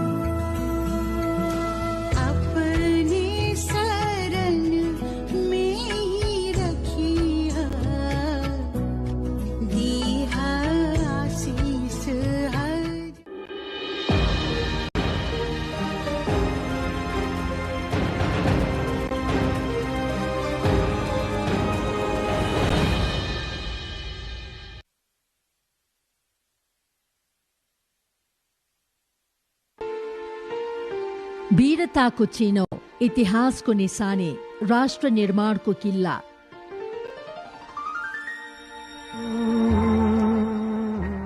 आधुनिक नेपालको निर्माणको लागि पुर्खाहरूले युद्ध लड्न विभिन्न क्षेत्रमा गढी र किल्ला निर्माण गरेका छन्। ती किल्लाहरू वर्तमानमा इतिहासका साक्षी हुन्। सम्भावित बाह्य आक्रमण रोक्न तथा दुश्मनहरूसँग मुकाबिला गर्न उपयुक्त स्थान रोजेर सैनिक कौशलको प्रयोग गरी गढी तथा किल्लाहरूको निर्माण गरिन्छ। नेपालमा रहेका करिब 200 गढीहरूको आआफ्नै विशेषता रहेको छ। बढी हात हतियार सहित दुश्मनका फौजहरू पराजित भएको यी महत्वपूर्ण गढीहरू अहिले इतिहासका प्रमाण बनेर बसेका छन्। इतिहासका विभिन्न कालखण्डहरूमा राजा महाराजाका शासन, हस्तक्षेप, आक्रमण, प्रत्याक्रमणमा सिन्धुली साक्षी भएर बसेको छ। यही साक्षीको प्रमाणिक दस्तावेजहरू र जनश्रुतिहरू नै सिन्धुलीको ऐतिहासिक वैभव हो। सिन्धुली जिल्लाको पश्चिमी भेग तथा हालको हरिहरपुर गढी गाउँपालिकामा पर्ने यो गढी 13औं शताब्दीमा निर्माण भएको इतिहास छ। मकवानपुर र काभ्रे पलाञ्चोक जिल्लाको सिमाना नजिक रहेको यो गढी राजधानी काठमाडौँको रक्षा कवचको रूपमा लिन सकिन्छ। मकवानपुरी सेन राजाको मूल दरबार मकवानपुरमा थियो भने सहायक दरबार अर्थात किल्लाको रूपमा हरिहरपुर गढीलाई लिने गरिन्थ्यो। 2200 राजाको भाषामा ती दुवै कोटहरू हुन् जहाँ मकवानपुरे राजा बेला बेलामा गएर बस्दै गर्दथे। सेन राजाको वैकल्पिक दरबार कोट हरिहरपुर गढी, हरिहरपुर कोट हो त्यो। हामी गढी भनिरहेका छौँ। यो पछि हामी राजाको अस्थायी मुकाम हुनलाई जहाँ राजा गएर अस्थायी रूपमा बस्छन् र यदि मेन राजधानी मकवानपुरमा राजदरबारमा कसैले हमला गर्यो, केही गर्यो भने वैकल्पिक कहीँ त गएर बस्नु पर्यो, फेरि लड्नु पर्यो भनेपछि यस्तो स्थितिमा राजाहरूले ठाउँ ठाउँमा कोटहरू बनाउँछन्। सेन राजाहरूको पनि आफ्नो राज्यभित्र विभिन्न ठाउँ उनीहरूले कोट बनाउँथे जहाँ दरबारमा गएर राजा 4 दिन बस्थे, 4 वर्ष बस्थे, 4 महिना बस्थे भन्दा यो हरिहर इन्द्रसेन राजाले बनाएको यो चाहिँ अर्को एउटा वैकल्पिक मुकाम थियो राजा बस्ने। र पछि नेपाल एकीकरणको युद्धमा पृथ्वीनारायण शाहले 1819 विक्रम सम्वतमा मकवानपुरको दरबारमा हमला गरिसकेपछि अन्तिम राजा पृथ्वीनारायण शाहका जेठान दिग्बन्धन सेन, उनका मन्त्री कनकनीति बानिया यी लगायत उनका श्रीमतीहरू अब गोर्खालीले हमला गर्छ भन्ने कुरा उठाएको थियो। अनि राजाका अब रानीहरू, छोरीहरू, महिला, केटाकेटीलाई पहिला नै हरिहरपुर गढी पठाइसकेको थियो, हरिहरपुर दरबार कोटमा पठाइसकेको थियो। हरिहरपुर गढी वरिपरि सेना बस्ने ब्यारेक, देवी देवताका साना ठूला मन्दिरहरू र अलि तलतिर बाक्लै बस्तीहरू थिए भन्ने इतिहास सुन्न पाइन्छ। एक थरीको इतिहास अनुसार राजाहरू लोहङ सेन, राघव सेन, हरिहर इन्द्र सेनले यो कोट बनाए उनकै नामबाट हरिहरपुर कोट नाम राखिएको थियो भन्ने समेत सुन्न पाइन्छ। अर्का थरी अनुसार सोही समयमा सिम्रोनगढका राजा हरि सिंह देव थिए। उनले यो गढी निर्माण गर्न लगाएकोले यो गढीको नाम हरिहरपुर गढी रहन गएको भन्ने भनाइरहेको छ। तत्कालीन सिम्रोनगढ राज्यका कला, संस्कृति तथा अन्य भौतिक सम्पन्नताले निकै वैभवशाली भएको पाइन्छ। विक्रम सम्वत 1381 मा सिम्रोनगढका राजा हरि सिंह देव थिए। यी राजा ठाकुर वंशका थिए। विक्रम सम्वत 1381 मा दिल्लीका मुसलमान गयासुद्दीन तुगलकले यस सिम्रोनगढ राज्यमा भीषण आक्रमण गरेको थियो। आक्रमणमा राज्य ध्वस्त बनाइएपछि राजा हरि सिंह देव आफ्नी रानी देवल देवी तथा राजकुमार र विद्वान मन्त्री चण्डेश्वर सहित भागेर नजिकैको पहाडमा लुकेर बसेको र आफ्नो राज्य जोगाउन सफल भएको इतिहास सुन्न पाइन्छ। सिन्धुली जिल्लाको तीनपाटन भन्ने स्थानमा हरिसिंह देवको मृत्यु भएको कुरा इतिहासकारहरू बताउँछन्। इतिहासकार लुजियानो पेटेकले हरिसिंह देवको मृत्यु टीपाट भन्ने स्थानमा पुगेर भएको भनेका छन्। यो टीपाट भन्ने स्थान नै हालको तीनपाटन हो। राजा हरिसिंह देवले सुरक्षित रहन बनाएको भएर यो किल्लालाई हरिसिंहपुर गढीको नामले चिनिन गएको एक थरीको भनाइ रहिआएको छ। राजा हरिसिंह देवले मन्त्री चण्डेश्वरको सल्लाह बमोजिम त्यही स्थानमा सानो किल्ला बनाई रहन थाले। पछि सिम्रोनगढका विद्वानहरू, साधुहरू, कलाकारहरू, कालीगढहरू पनि हरिसिंह देव भएकै ठाउँमा रहन थाल्नाले हरिसिंह देवले स्थापना गरेको त्यो सानो किल्ला एउटा राज्यको रूप लिने अवस्थामा पुग्यो। पछि यो किल्लालाई राजा हरिसिंह देवकै नामबाट हरिहरपुर गढी भनेर चिनिन थालिएको हो। पछि पश्चिम नेपाल तर्फबाट मुकुन्द सेन नाम गरेको योद्धाले ठूलो फौजको नेतृत्व गरेर हरिहरपुर गढी कब्जा गरेका थिए। पछि ती मुकुन्द सेनले आफ्नै नामबाट राजधानी मुकुन्दपुर बनाए शासन सञ्चालन गर्न थाले। तत्कालीन मुकुन्दपुर राज्यको नामबाट नै हालको मकवानपुर नाम रहन गएको हो। अब यो कसले बनायो भन्ने कुरामा दुईटा कुराहरू छ। एउटा चाहिँ सिम्रोनगढका राजा कर्णाट वंशी राजा हरिहर सिंहदेवले बनाएको हो भन्छन्। अब यो यदि हरिहर सिंहदेवले बनाएको हो भने यसको यो गढीको उमेर चाहिँ 650 वर्ष जति भयो र त्यसो नहुँदाखेरि यो मकवानपुर राज्यका राजा हरिहर सेनले बनाएको हो भन्दाखेरि चाहिँ हरिहर सेनले बनाएको गढी चाहिँ बढ्दा चाहिँ त्यो ऊ देखिन्छ, प्रमाणित देखिन्छ। किनभने तपाईले मकवानपुर गढीको रूप त्यसपछि तपाईले चाहिँ यो हरिहरपुर गढीको रूप हेर्नुभयो भनेदेखि यो चाहिँ अलमोस्ट एउटै छ। भनेपछि मकवानपुर त हरिहर सेन राजाको हो, हरिहरपुर गढीमा पनि त्यस्तै किसिमको गढी बन्नुको मतलब चाहिँ के छ भने यो एउटै राजाले निर्माण एउटै राजाको पालामा एउटै कालीगढीले बनाएको हो भन्ने कुरो चाहिँ प्रमाणित हुन्छ। त्यसो हुनाले हामी चाहिँ हरिहर सेनले बनाएको भन्ने मान्छौँ। हरिहरपुर गढी एकदम कलात्मक छ किनभने गढीको दुईटा विशेषता हुन्छ। एउटा रम्पार्ट हुन्छ, एउटा मोट भन्छ क्या, दुईटा अङ्ग्रेजी हुन्। रम्पार्ट भनेको चाहिँ गढीबाट माथिबाट शत्रुहरूको गतिविधि हेर्ने रम्पार्ट भयो। अब मोट चाहिँ कस्तो हुन्छ भनेदेखि शत्रुहरूलाई चाहिँ सर्टेन ठाउँभित्र आउन नदिनको लागि चाहिँ खाल्टो खनिन्छ वरिपरि है। त्यो दुई खाले गढी हुन्छ। यो हरिहरपुर गढी चाहिँ तपाईँलाई दुईटै छ, यो रम्पार्ट पनि हो र यो मोट पनि हो। यो चारैतिर पोलिगनमा धेरैवटा चाहिँ भुजा भएको जस्तो चाहिँ एउटा चाहिँ ठुलो स्पेस छ।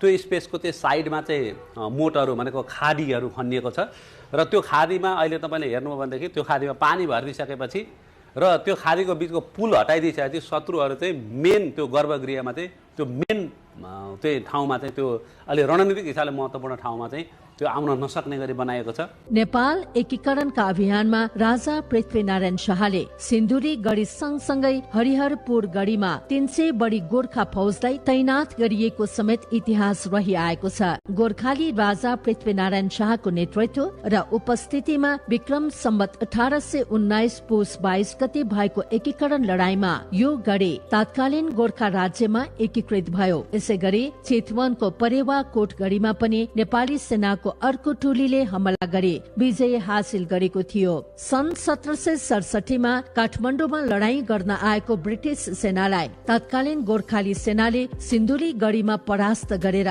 भारत तर्फ फर्काएको थियो। गोर्खाली सेना र ब्रिटिस सेना बीच भएको त्यो लडाईँ गोर्खाली सेनाको विजयको रूपमा स्थापित हुन पुग्यो। राति चाहिँ यो एक खालको ह्युमिलेसन हो, यो एक खालको चाहिँ यो चाहिँ अपमान गरेको हो। तपाईँलाई दरबारमै दिनुपर्छ, यो सहायक दरबारमा यति पर ल्याएर यो हरिहरपुर गढीमा राख्नुको मतलब चाहिँ तपाईँमाथि अपमान हो भनिसकेपछि पृथ्वीनारायण शाह चाहिँ त्यहीँबाट चाहिँ एकदम चाहिँ उनीहरूको कुरा सुनिसकेपछि त्यहीँबाट रिसाएर निस्किए होइन। निस्किएपछि वास्तवमा उनमा चाहिँ त्यो अब म यो मकवानपुर राज्यलाई पनि मैले कुनै पनि बेला मैले एकीकरणमा म यसलाई चाहिँ म आफ्नै गोर्खाभित्रै म मिसाउँछु भन्ने उनले अठोट गरे। तर त्यतिखेर बडा त्यो भद्र राजा हुनुहुन्थ्यो, उहाँको ससुरा हेमकर्ण सेन हुनुहुन्थ्यो होइन। अब हेमकर्ण सेन हुँदै त उहाँले केही गर्न सक्नु भएन।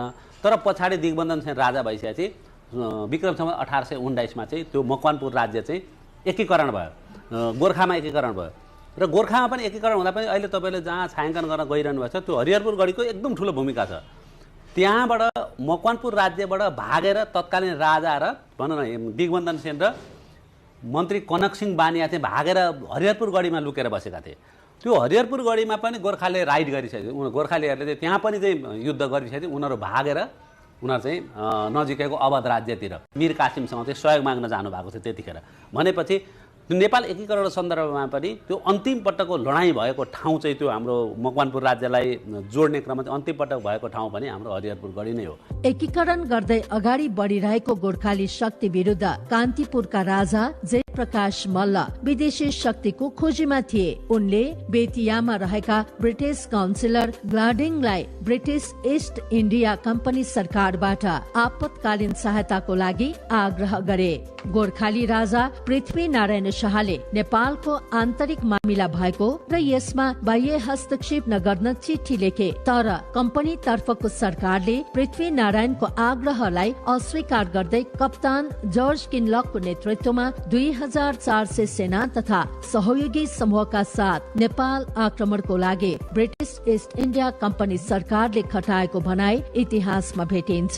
किनलक पटनाबाट 17 अगस्त 1967 मा हिँडे, तर जब उनीहरू ढुङ्ग्रे बासबाट सिन्धुली गढीको लागि अघि बढ्दै थिए, नेपाली सैन्य टोलीहरूले अगाडि र पछाडि दुवैतिरबाट आकस्मिक आक्रमण गरे। किनलकका थुप्रै सेना मारिन पुगे। पछि 1600 जति घाइते सेना लिएर जनकपुरतिर फर्के र उनले अर्को आक्रमण बागमती नदीको किनारै किनार गर्ने योजना बनाए र निशान हरिहरपुर गढीलाई बनाउने निधो गरे। उनका 700 सेना घाइते थिए, तर पनि उनको दोस्रो सैनिक अभियान 20 सेप्टेम्बर सन् 1767 मा हरिहरपुर गढीका लागि सुरु भयो।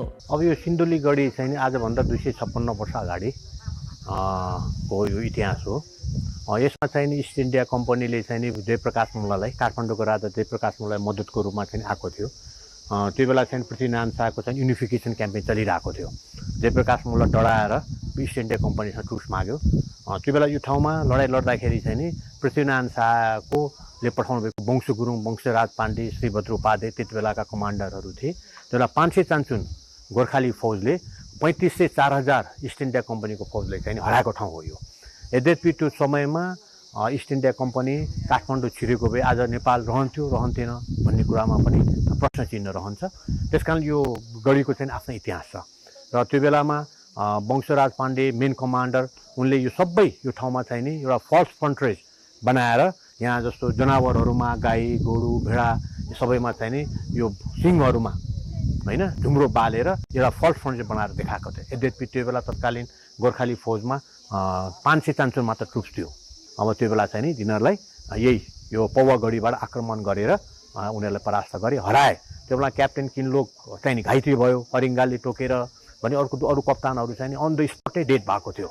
अनि त्यसलाई चाहिँ बनारसमा गएर क्याप्टेन किनलोक चाहिँ मरे भन्ने छ।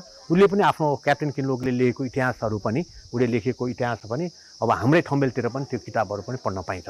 भनेपछि यो गढीको धेरै महत्त्व छ र यद्यपि यो गढीमा गोर्खाली सेनाले हारेको भए नेपाल रहन्थेन भन्ने चाहिँ प्रश्न चिन्ह रहेछ। त्यसको महत्त्व छ। पृथ्वीनारायण शाहले हरिहरपुर गढीको सुरक्षाको लागि रामकृष्ण कुँवरलाई तैनात गरेका थिए। जब किनलक गोर्खाली फौज नभएको बेला हरिहरपुर गढीमा पाइला टेक्न पुगे, त्यतिखेर किनलकले हरिहरपुर गढी किल्ला डाँडाको टुप्पोमा भएको र राम्रा इँटहरूले बनेको पाएका थिए। त्यो गढीको कुना कुनामा ढुङ्गा हाल्नको लागि ठाउँ बनाइएको थियो। गढीको बीचमा ठूलो इँटको दरबार थियो, जसलाई उनले मकवानी राजाले आफू बस्नको लागि बनाएको होला भने अनुमान गरेका थिए। दरबार नजिकै भीमसेनको मन्दिर थियो र छेउमै हस्ती हाडले बनेको खम्बामा विभत्स रूपले सर्पको टाउको कुँदेको देखेका थिए। यति धेरै वास्तुकलाहरूले सुसज्जित हरिहरपुर गढीमा आज भग्नावशेष बाहेक अन्य चिजहरू छैनन्। हरिहरपुर गढीमा गोर्खाली फौज तैनात थिएनन्। रामकृष्ण कुँवरको नेतृत्वको गोर्खाली सेना हरिहरपुर गढी भन्दा उत्तरतिरको डाँडामा रहेका थिए। त्यस डाँडामा कम्पनीका सैनिक पुग्ने प्रयास गरे पनि सफल भएनन्। सिन्धुलीको लडाईँबाट हारेर भागेका अंग्रेज क्याप्टेन किनलकको फौज पुनर्गठन भई बागमतीबाट यो गढी हुँदै काठमाडौँ अर्थात कान्तिपुरतिर बढ्दै गर्दा यही क्षेत्रमा फेरि पनि नेपाली सेनाले हमला गरी हराएको थियो। अंग्रेज फौजको अगाडिको टोली यो गढी भन्दा करिब 2 किलोमिटर उत्तरसम्म पुगेकोमा नेपाली सेना र त्यहाँका जनताले समेत ती अंग्रेजलाई काटेर भगाएको समेत इतिहासमा उल्लेख भएको पाइन्छ। सोही कारणले सो ठाउँलाई जितपुर नाम राखियो। अंग्रेज विरुद्ध लडाईँ जितेको ठाउँको रूपमा परिचित उक्त स्थानमा विजय स्मारक समेत बनाइएको छ। त्यसपछि किनलक कान्तिपुर अभियानलाई त्याग्न बाध्य भए र उनी फर्किएको भनाई विभिन्न लेखहरूमा समेत भेट्न सकिन्छ। मकवानपुरको राजा पनि भाग्ने कुरा त आएन। त्यहाँ ठुलो लडाइँ हुन्छ। पृथ्वीनारायण शाह आफ्नै जेठान त्यहाँ हारिसकेपछि दिग्बन्धन सिंह राजा, उनका मन्त्री फेरि र सेना त्यहाँबाट भागेर कहाँ गए त? हरिहरपुर कोटमा गए, जुन हामी गढी भनिरहेको छौँ। त्यहाँ 4-5 महिना बसिसकेपछि मात्रै अनि पृथ्वीनारायण शाहले फेरि यताबाट तपाईँको यो धुलीखेलपट्टिबाट यो चाहिँ यो तिमाल कोट तिमाल भन्ने तपाईँले सुन्नुभएको छ। तिमाल कोट तिमाल हामी भकुण्डेबेसीबाट पूर्वतिर लाग्यौँ भने एउटा बाटो जान्छ, त्यसलाई तिमालकोट पनि भन्छ, कोठिमाल भन्छ। त्यहाँ ठुलो लडाइँ हुन्छ। त्यहाँ धेरै 1 महिना लडाइँ हुन्छ त्यो जित्नलाई। त्यसपछि सिन्धुली गढीमा लडाइँ हुन्छ हाम्रो 2 चोटि। आज सिन्धुली गढीकोमा जित्छ, 3 दिनपछि फेरि उसको सेनाले फेरि हराउँछ गोर्खाले। पृथ्वीनारायण शाह आफै लड्छन् त्यसपछि आएर 3 दिनपछि आएर त्यो सिन्धुली गढी जिते। त्यसको 2 दिनपछि त्यहाँबाट हरिहरपुर गरेको दरबार पुग्छन् उनी कोटमा। पृथ्वीनारायण शाह आफू अगाडि बसेर हरिहरपुरमा ठुलो लडाइँ हुन्छ र हरिहरपुरको लडाइँमा अब हार्यो, फेरि मकवानपुर सेना हार्यो, राजा भागे, खोडाघाटपट्टि भागे। किनलक सहितको फौजलाई खाद्यान्नको जिम्मा लिएका जनकपुरका दानदेव चौधरीले समेत गोर्खाली फौजलाई साथ दिएपछि बिरामी परेका किनलक पटना फर्के र उतै देहत्याग गरेको इतिहास रहिआएको छ। यो हरिहरपुर गढीमा मकवानपुरका युवराजसँग खटपट भएको करिब 23 वर्षपछि सोही स्थानमा नै विशाल मकवानपुर राज्यले गोर्खा फौजसँग हार खायो। यसरी नेपालको एकीकरणको अभियानलाई सिन्धुलीको हरिहरपुर गढी क्षेत्रले ठूलो योगदान गरेको इतिहास अझै जीवित रहेको छ। नेपाल अंग्रेज युद्धको दोस्रो चरणमा मेजर जनरल डेभिड अक्टर लोनीको डिभिजनले हरिहरपुर गढी र मकवानपुर दरबार क्षेत्र 2 ठाउँबाट हमला गर्न अगाडि बढेकोमा यो गढीमा पहिला लडाईँ सुरु भएको थियो। अंग्रेज कर्णेलहरू कर्णेल केली र कर्णेल होलले 16 फेब्रुअरी सन् 1915 मा 2 तिरबाट यो गढीमा हमला गर्दा नेपाली सेनाको हार भयो। यो लडाईँ नेपालीले हार्ना साथ नेपालले सुगौली सन्धि गर्न प्रस्ताव पठायो र 2 डिसेम्बर सन् 1816 मा सुगौली सन्धि भयो। त्यसपछि नेपाल अंग्रेज युद्ध अन्त भएको थियो। नेपाल अंग्रेज युद्धको यो अन्तिम लडाईँ समेत थियो। तो प्रहारको उद्देश्य राखी तयार पारिएको गढीको मध्यभागमा दरबार रहेको छ। आपतकालीन अवस्थाको लागि पानी सञ्चित गर्न बनाइएको ट्याङ्की समेत प्रष्टै देख्न सकिन्छ। त्यहाँ चाहिँ ठुल्ठुला ढुङ्गाका चाहिँ शिलाहरू कुदेर हैन, त्यो ढुङ्गा तपाईँ यत्रतत्र तपाईँले पाउनुहुन्न। त्यहाँ चाहिँ हजारको संख्यामा त्यस्ता ढुङ्गाहरू छन्। त्यो ढुङ्गालाई चाहिँ कुदेर मिलाएर एकदम राम्रोसँग पर्खा बनाएको छ। अत्यन्त प्रोटेक्टिभ वाल त्यहाँको तपाईँले हेर्नुभयो भनेदेखि त्यो चाहिँ एकदम त्यो अहिले पनि मलाई अहिलेको मिलिटरी चान्चुने मिलिटरी आक्रमणबाट पनि त्यो केही हुने वाला छैन, त्यस्तो किसिमको छ। र खास गरी अब त्यहाँ चाहिँ सिन्धुली गढीमा चाहिँ यो जब इस्ट इन्डिया कम्पनीको सेना हारिसकेपछि क्याप्टेन किनलोकले हरिहरपुर गढीबाट चाहिँ काठमाडौँतिर जान्छु भनेर हरिहरपुर गढीतिर गए। त्यसपछि हाम्रो चाहिँ जङ्गबहादुरको चाहिँ जिजु हजुरबाको पनि हजुरबा चाहिँ रामकृष्ण कुँवरको तैनाथीमा चाहिँ 300-400 गोर्खाली फौजहरू चाहिँ लगेर त्यहाँ एउटा चाहिँ जितपुर भन्ने ठाउँ छ, जितपुरको डाँडामा चाहिँ राखिसकेका थिए। क्याप्टेन किनलोक चाहिँ काठमाडौँ पस्नको लागि हरिहरपुर गढीमा रात बिताए। त्यतिखेर उनी धेरै बिरामी भइसकेका थिए। हरिहरपुर गढीमै फेरि त्यहाँ एउटा शक्ति छ। हरिहरपुर गढीमै पनि त्यो इस्ट इन्डिया कम्पनीका सेनाहरू बिच चाहिँ विद्रोह भयो। आफू बिरामी पनि भयो, यता सेनाको नि विद्रोह भइसकेपछि उनले अनि काठमाडौँ जानको लागि बाटामा रामकृष्ण कुँवरको नेतृत्वमा गोर्खाली फौज पनि भइसकेपछि उनी हतोत्साही भइसकेपछि त्यहाँबाट उनले चाहिँ के गरे, काठमाडौँ जानलाई चाहिँ उनले चाहिँ त्यहाँबाट छोडे। काठमाडौँ जान सकेनन्।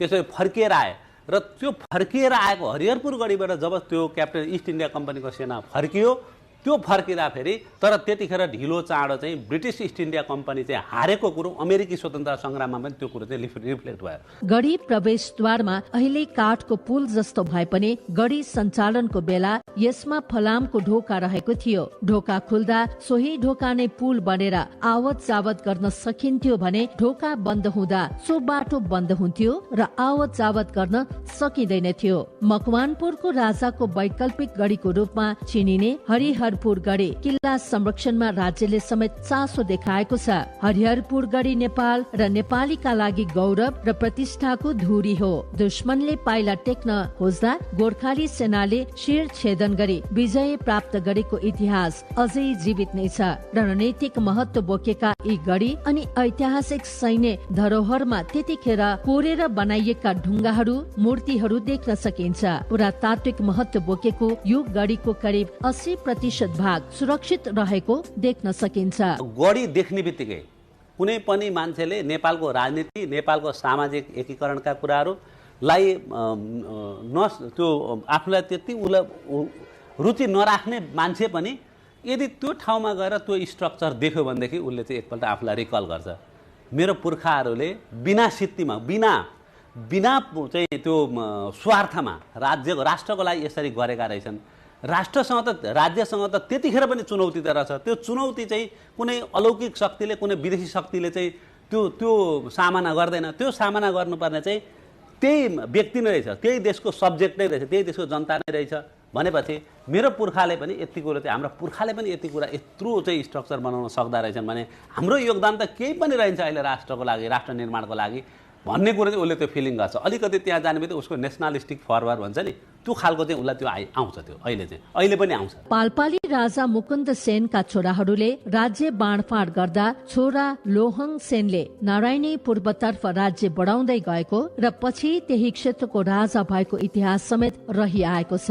लोहङ सेनका नाति भनिने हरिहर इन्द्रसेनको नामबाट यो गढी बनाइएको हो भन्ने इतिहास समेत सुन्न पाइन्छ। यो हरिहरपुर गढीबाट राजधानी काठमाडौँ जोड्ने 2वटा बाटो रहेका छन्। काठमाडौँ जोड्ने सबैभन्दा छोटो बाटोको रूपमा यस गढीलाई लिन सकिन्छ। सेन राजाको पालामा यो गढी हुँदै चिसा पानी तर्फ गयो भने काठमाडौँको थानकोटतिर पुगिन्थ्यो भने अर्को बाटो बागमती किनार हुँदै गयो भने काठमाडौँ छोटो दूरीमा पुगिन्थ्यो। भारतबाट कान्तिपुर जोड्ने छोटो बाटोको रूपमा समेत यसलाई लिइन्थ्यो। 1819 सालमा मकवानपुरको राज्यमाथि राजा पृथ्वीनारायण शाहको नेतृत्वको फौजबाट हमला भएको इतिहासमा देख्न सकिन्छ। गोर्खाली फौजहरू हमलाबाट दिग्बन्धन सेनको हार भएको थियो। गढी संरक्षण एवं सम्वर्धनमा हरिहरपुर गढी गाउँपालिकाले पनि ध्यान दिएको पाइन्छ। सोही गढीको नामबाट नामाकरण गरिएको गाउँपालिकाले रणनीतिक इतिहास बोकेको यो किल्ला संरक्षणमा विभिन्न कार्यक्रमहरू सञ्चालन गरेको छ। यो गढीमा गाउँपालिका स्तरीय कार्यक्रम सञ्चालन गर्नुका साथै गढीको भग्नावशेष जोगाउन पूर्वाधार कार्यक्रमहरू समेत राख्दै आइरहेको छ। यो हरिहरपुर गढी किल्ला जुन छ त्यो 2224 राज्यको पालामा एउटा किल्लाको रूपमा एउटा राजा हरिहर सेन भन्ने राजाले चाहिँ शासन गरेको अवस्था रहेछ र यो किल्लाले पछि अङ्ग्रेजहरूसँग चाहिँ लड्ने क्रममा यो किल्लाले महत्त्वपूर्ण भूमिका खेलेको रहेछ। यो सिन्धुली गढीसँग को लडाइँ पछाडि अङ्ग्रेजको क्याप्टन किल्लकको ग्रुपले फेरि यहाँ आक्रमण गरेको रहेछ। त्यो आक्रमणलाई पनि यहाँबाट विफल बनाएर पठाएको जुन विजय किल्ला भन्ने छ त्यो विजय किल्ला चाहिँ हरिहरपुरको विजय किल्ला चाहिँ हरिहरपुरबाट प्रवेश गरिसकेपछि विजय किल्लाबाट 1 किलोमिटर माथिको चाहिँ महाभारत रेन्जमा पुगिसके पछाडि त्यहाँबाट चाहिँ धपाउन हाम्रो नेपाली सेनाहरू गोर्खाली सेनाहरू सफल भएको। पहिले त हरिहरपुर 2224 राज्य हुँदा एउटा राज्य थियो। पछि चाहिँ एकीकृत भइसके पछाडि पनि अङ्ग्रेजहरूसँग लडाइँ लड्दाखेरि यो विजय प्राप्त गरेको किल्लाको रूपमा यहाँ चिनारी सुनिन्छ। विशेष गरी किल्ला हो। त्यो किल्ला चाहिँ पुरानो शासकहरूले राम्रो ठाउँमा बनाएको रहेछ। मानिलिउँ भौगोलिक रूपले चाहिँ हामीले मकानपुरलाई तलतिर मधेसको फाँटलाई र मास्तिर हिमाली महाभारतको रेन्ज हिमालको टुप्पो देख्न सकिन्छ। जताततै चारैतिर पूर्व मेचीदेखि पश्चिम महाकाली उत्तर दक्षिण पूर्व पश्चिम सबै क्षेत्रमा हेर्ने एउटा टापुको रूपमा रहेछ। त्यो चाहिँ सुरक्षित स्थान हो जहाँ बैरीहरूले आक्रमण गर्न नसकिने ठाउँ हो। त्यसैले रमणीय ठाउँ छ।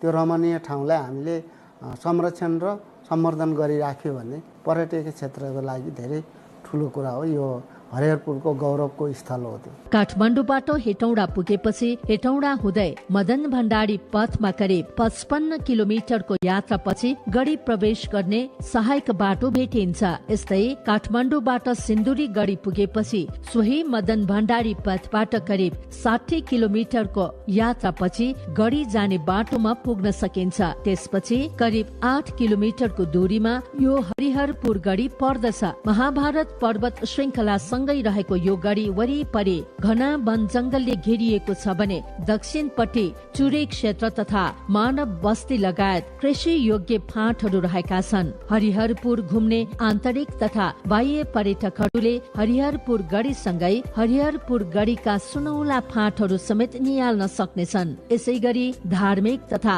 ऐतिहासिक स्थलहरूमा लोहा सुर मन्दिर, त्यही मन्दिर छेउमा रहेको प्राकृतिक पोखरीका साथै केही समयको यात्रापछि क्यान खोला तथा क्यान दहको समेत अवलोकन गर्न सकिन्छ। हाम्रा वीर पुर्खाहरूको रगत, पसिना र अथक मेहनतबाट आर्जेको यो मुलुकको इतिहासलाई हामीले संरक्षण एवं सम्वर्धन गर्नु आवश्यक छ। यस्ता ऐतिहासिक तथा पुरातात्विक गढीहरूको संरक्षणले नयाँ पुस्तालाई विगतको बारे जानकारी पाउने अवसर दिनुका साथै पर्यटनमा पनि महत्वपूर्ण भूमिका निर्वाह गर्दछ। सभ्यताको उषा कालदेखि नै सुविख्यात नेपालीपन जीवन्त साक्ष्य यस्ता पुरातात्विक धरोहरको संरक्षण गर्दै भावी पुस्तालाई हस्तान्तरण गर्नु हामी सबैको दायित्व हो।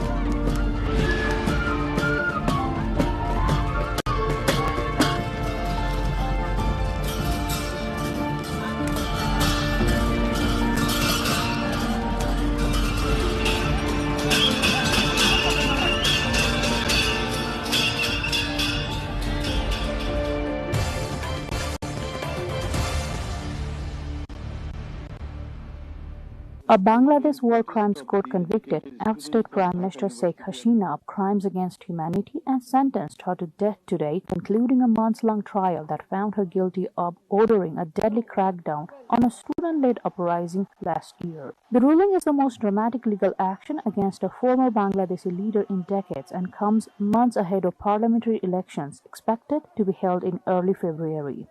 Hasina's Awami League party has been barred from contesting, and it is feared that today's verdict could stoke fresh unrest ahead of the vote. The International Crimes Tribunal, Bangladesh's domestic war crimes court located in the capital Dhaka, delivered the verdict amid tight security and in Hasina's absence after she fled to India in August 2024. Hasina, who has been in exile in India, was tried in absentia. During the trial, prosecutors told the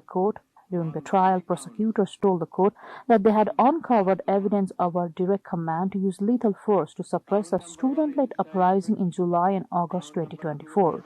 According to a United Nations report, up to 1,400 people may have been killed during the protests between July 15 and August 5, 2024, with thousands more injured, most of them by gunfire from security forces, in what was the worst violence in Bangladesh since its 1971 War of Independence.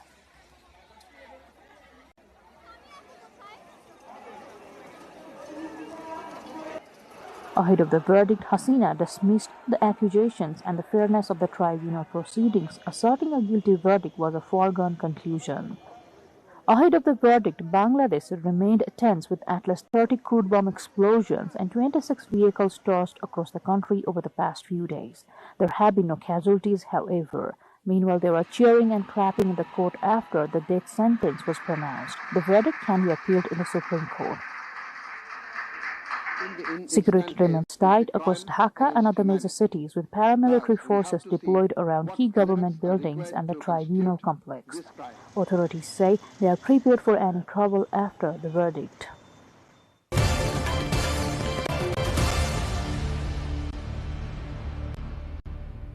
South Korea's defense ministry says that it has proposed talks with North Korea's military to discuss setting a clear boundary along with the military demarcation line between the two Koreas to avoid the risk of potential military clashes.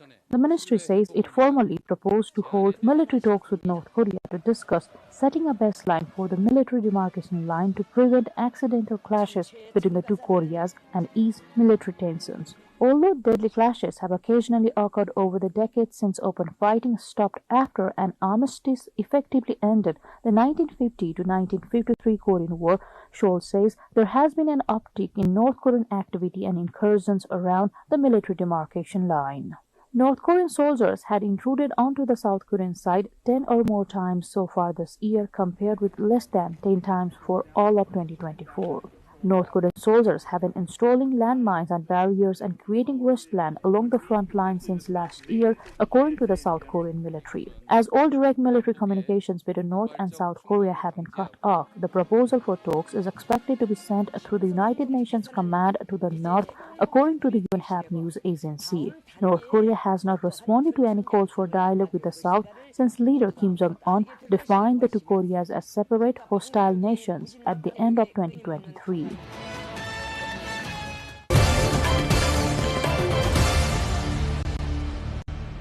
French President Emmanuel Macron and Ukrainian President Volodymyr Zelensky signed a letter of intent for an arms cooperation agreement, signaling a deeper military collaboration between France and Ukraine. The agreement is intended as a framework for future arms sales, joint military training programs, and technological exchanges aimed at modernizing Ukraine's armed forces. Officials emphasize that the pact is part of France's continued support for Ukraine amid ongoing tensions in eastern Ukraine, particularly in response to Russia's ongoing military operations. Macron described the agreement as a strategic partnership that strengthens European security, while Zelensky called it a key step in modernizing Ukraine's defense and safeguarding their sovereignty. European leaders welcomed the announcement, highlighting the importance of bolstering Ukraine's defenses.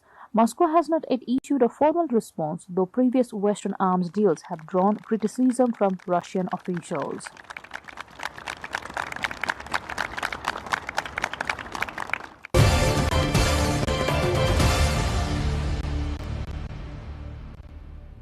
US President Donald Trump has urged lawmakers in his own party to vote to release files relating to the late convicted pedophile financier Jeffrey Epstein. Trump wrote on Sunday night that Republicans in the House of Representatives should do so because we have nothing to hide. The reversal of his recent position follows a slow drip feed of documents concerning the disgraced financier by House Democrats, some of which reference Trump, who has always denied any link to Epstein's sex abuse and trafficking. But details of his and other prominent figures' past relationship with Epstein have fueled speculation and led to a public spat with one of Trump's staunchest supporters. Dozens of Republicans have now signaled they are willing to break ranks and vote in favor of a bill that would compel the U.S. government to publish all the documents on Epstein and the criminal investigations into him that it holds. Supporters of the bill appear to have enough votes for it to pass the House this week, though it is unclear whether it would pass in the Senate, the other chamber of the U.S. Congress. Epstein was found dead in his New York prison cell in 2019 in what a coroner later ruled as a suicide.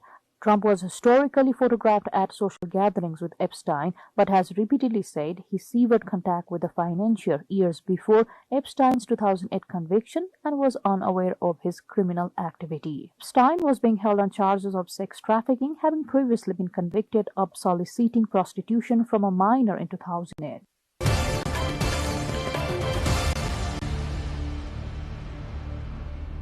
Brazil's Amazon rainforest can face a renewed surge of deforestation as efforts grow to overturn a long-standing ban that has protected it. The ban, which prohibits the sale of soya grown on land cleared after 2008, is widely credited with curbing deforestation and has been held up as a global environmental success story. But powerful farming interests in Brazil, backed by a group of Brazilian politicians, are pushing to lift the restrictions as the COP30 UN climate conference enters its second week. Critics of the ban say it is an unfair cartel which allows a small group of powerful companies to dominate the Amazon's soya trade.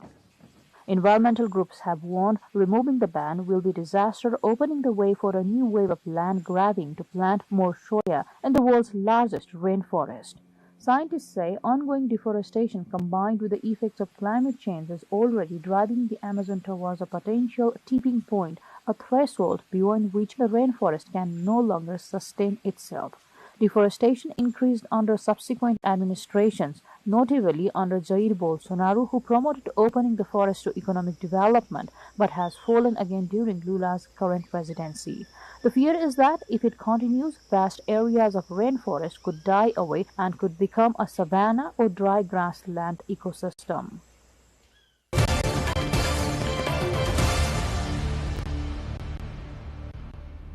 The globe's biggest luxury brands have dreamt of India's vast consumer base for decades, but navigating the market has proven to be a complex task.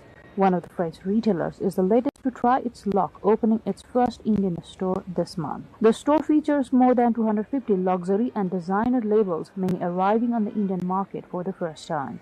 Meanwhile, high custom duties in India inflate the price of imported luxury goods, making them less competitive domestically. Some buyers argue that Western luxury brands struggle to fully resonate with Indian consumer preferences. As Indian residents put it, for many life events like weddings, many still gravitate towards Indian designers such as Sabyasachi or Tarun Tahiliani rather than foreign luxury labels. Experts note that to succeed, global brands will need to adapt more deeply to local choices, not just import their global catalog.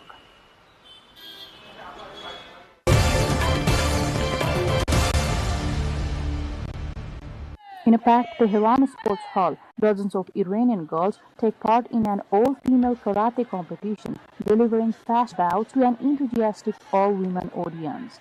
The tournament, featuring participants from early teens to young adults, is being praised as another sign of gradual but visible shift in attitude towards women's participation in martial arts in the Islamic Republic. Under bright lights and rhythmic chants from supporters, athletes demonstrated advanced striking techniques, kata forms, and full-contact sparring, all while adhering to strict dress codes. Parents and coaches looked on proudly as competitors bowed, tossed gloves, and exchanged respectful gestures before each match. Organizers say the event aims not only to showcase the talent of female athletes but also to expand opportunities for women across combat sports, an area where participation was once limited due to social restrictions. Coaches note that more girls are joining training centers encouraged by supportive families and a growing recognition of the physical and mental benefits of martial arts.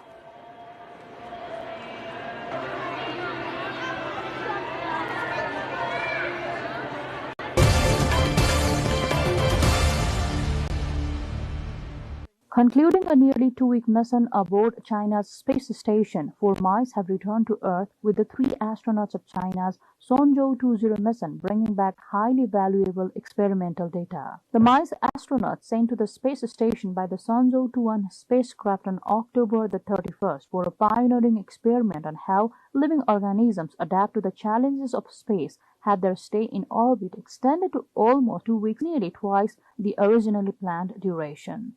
According to the original plan, the mice were to return to the Earth aboard the Shenzhou-20 spacecraft. However, the spacecraft experienced a suspected impact from the space debris. So they waited for several days, after which they boarded the Shenzhou-21 spacecraft, their original ride to orbit, to begin the journey home. Unexpectedly turned out to be a boon for the research, as the extended duration significantly enhanced the scientific value of the experiment. Researchers will now analyze these recordings to find out how weightlessness and a confined environment may affect mouses' behavior.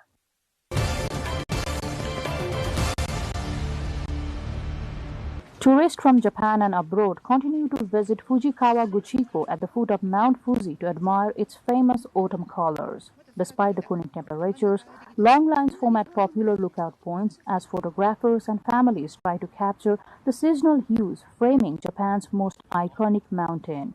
Hotels in the surrounding area say occupancy remains high and sightseeing boats on Lake Kawaguchi are running at full capacity as the region enjoys one of its most picturesque times of year. Visitors say the vivid landscapes and clear views of Mount Fuji remain an unmissable highlight of Japan's autumn. But this year's viewing season comes with a warning, as a surge in bear attacks across the country prompts authorities to urge caution in forest and mountain areas. Some visitors say the recent reports have left them feeling uneasy.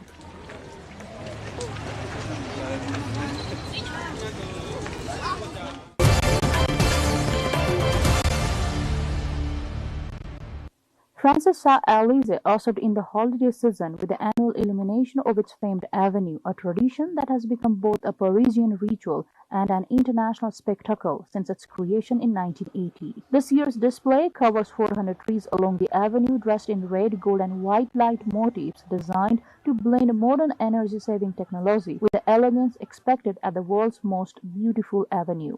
The decorations will continue to sparkle each evening until January 4, 2026, offering festive backdrop for holiday shoppers, winter tourists, and cultural events across the French capital. Crowds lined the sidewalks as the lights came to life, with many visitors calling the display a symbol of hope and continuity during the busy year-end period. Local businesses along the avenue expect a surge in foot traffic, with the illuminations traditionally marking the start of most vibrant shopping seasons.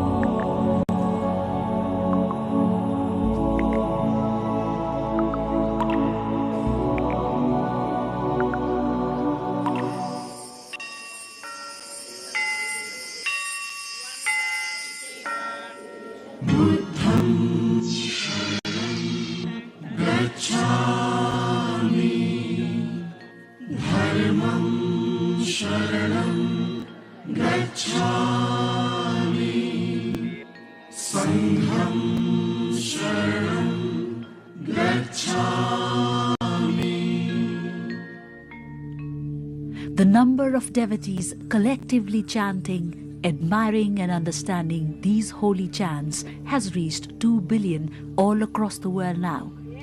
This implies that the population following Buddhism is increasing by the day. Buddhism rests upon the principle that one must be empathetic, kind, and exonerate towards all living beings.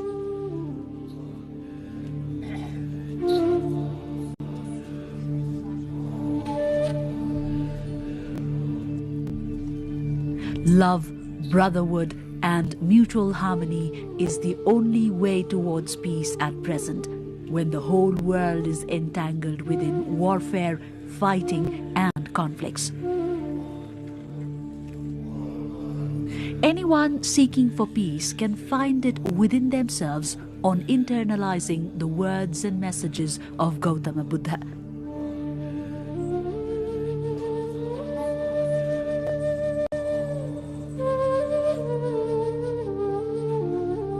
Gautama Buddha, also known as the Light of Asia, established himself as the preacher of Buddhism and enlightened the whole world with his message of peace, awareness, kindness, and wisdom. Buddha sacrificed his whole life urging for the need of truth, justice, and altruistic feeling within mankind.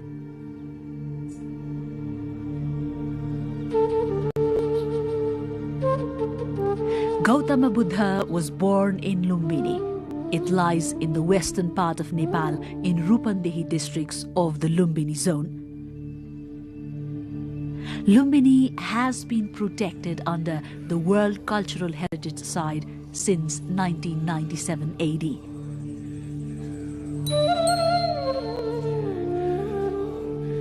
In the year 1896, the then senior officer of Palpa, Kharga Shamsher, and German expert Dr. A. Fuharer jointly carried out the work of archaeological excavation and investigation of Lumbini. After some period, archaeologists located the commemorative Ashok pillar erected by King Ashok of India during ancient period. With such facts coming in front, Lumbini caught attention of the people all around the world. Among the most significant heritages of Lumbini are Ashok Pillar and Mayadevi Temple. It is believed that Mayadevi gave birth to Siddhartha Gautam in 623 BC at the very spot where the temple is located at present. The then Mayadevi temple, however, remains only in the pictures and in imaginations. Renovation and repair works have already changed the original structure of the temple. Nevertheless, with the new structure, this temple has embraced a divine outlook in it. Not only the temple, but the whole Lumbini region is in the process of plan reconstruction and development. The visit of the then General Secretary of the United Nations Organization, U Thant, in the year 1967 brought together the notion of Lumbini Area Development Project. Under a master plan of the Japanese archaeologist Professor Kenzo Tange, the project was initiated in the year 1978. Lumbini Area Development Project Master Plan spreads in the area of 3 miles. Major attraction of this project is the Mayadevi temple premises. This holy garden has emerged as a peaceful, religious and spiritual hub as well as the center for tourists.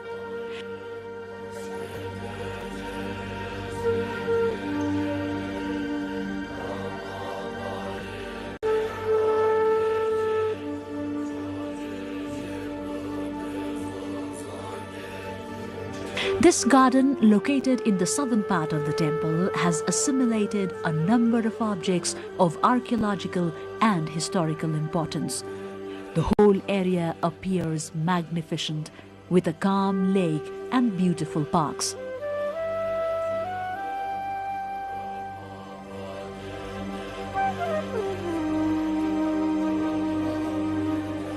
The temple displays numerous artifacts built in different centuries. These works shed light upon the historical importance of the temple. It is assumed that works of repair and renovation were carried out time and again since the reign of the Maurya dynasty till 8th century BC. The outer wall of the temple spreads 26 meters in the east-west and 21 meters in the north-south direction. During its excavation, 5 rooms in the east-west and 3 rooms in north-south direction were discovered. 3 of these rooms are square and the remaining 5 are rectangular in shape. There is an ancient Maya Devi idol showing the birth of Lord Buddha inside the temple.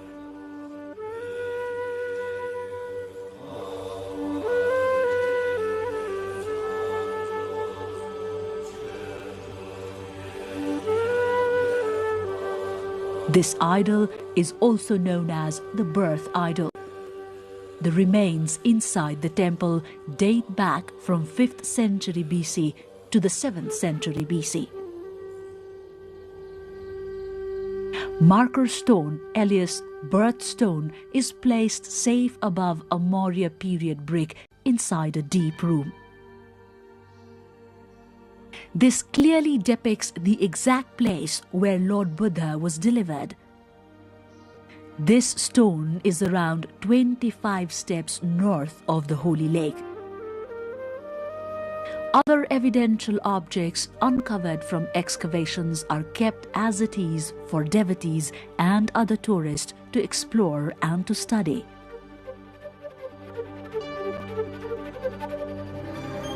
Ashoka pillar near to Maya Devi temple is believed to have been erected by King Ashoka in 249 BC during the 21st year of his enthronement.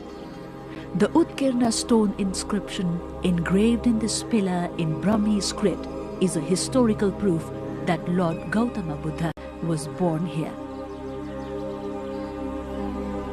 This is the most reliable historical and archaeological archive to learn about the birthplace of Lord Buddha as well as to explore Lumbini itself. A 5-stanza writing of 90 words written in Brahmi script, the first script that Buddha learned, is engraved in this pillar. Archaeologist Dr. A. Fuhara verified the writing in 1896 AD.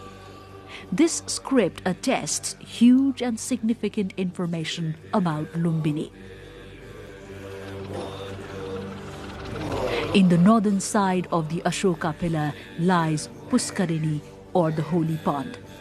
Legends say Maya Devi took the holy dip prior to the birth of Lord Buddha in this pond, and that baby Buddha too had his first bath.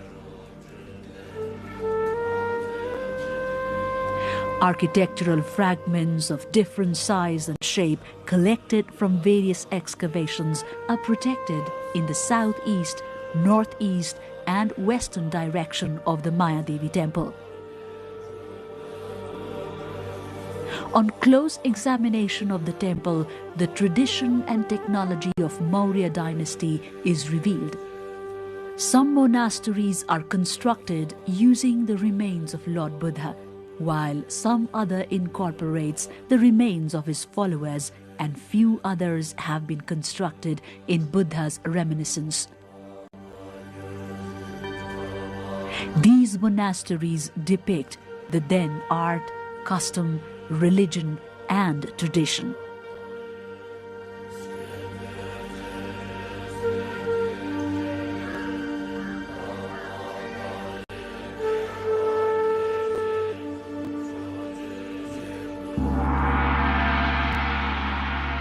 In the northern side of the Holy Garden, towards the center, lies the eternal peace flame, the peace bell, and a 3-kilometer-long and 16-meter-wide canal.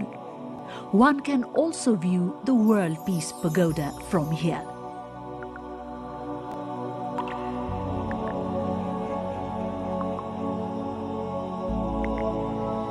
The canal divides the whole area into 2 sections.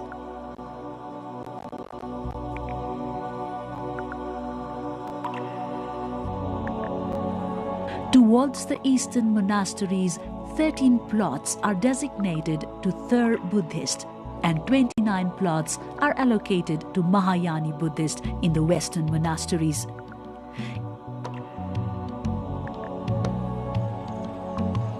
In eastern region, various countries and Thur Buddhist organizations have constructed a number of monasteries following their native architectural texture.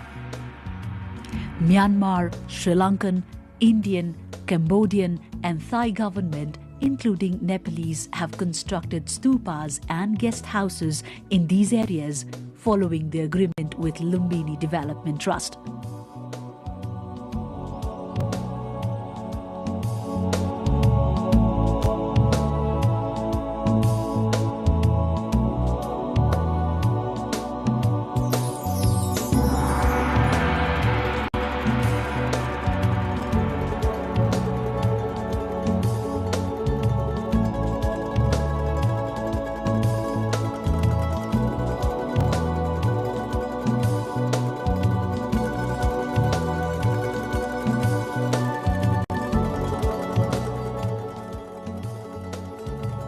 Similarly, most of the western plots have been occupied with similar stupas, monasteries, guest houses and meditation centers constructed by various organizations or Government of Nepal, China, Vietnam, France, Japan, Austria, Bhutan and Mongolia, among other nations.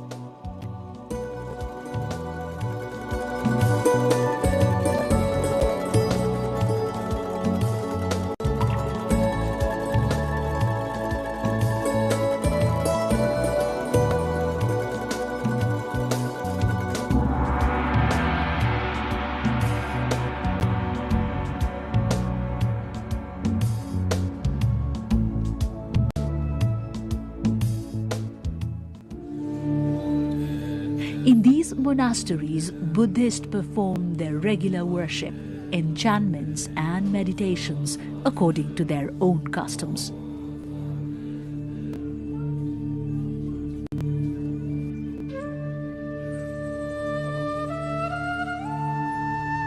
In the northern side of the new Lumbini village area is the 41.5 meter long and 49 meter cylindrical World Peace Pagoda.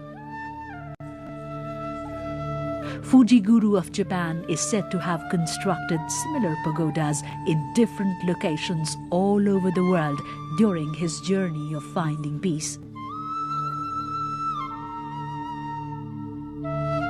World Peace Pagoda was designed by Japanese architect Dr. Minoru Ohuka. This pagoda came into operation since 1995. Built in traditional Japanese design, the upper part of this pagoda holds metallic artifacts exhibiting the birth of Lord Buddha.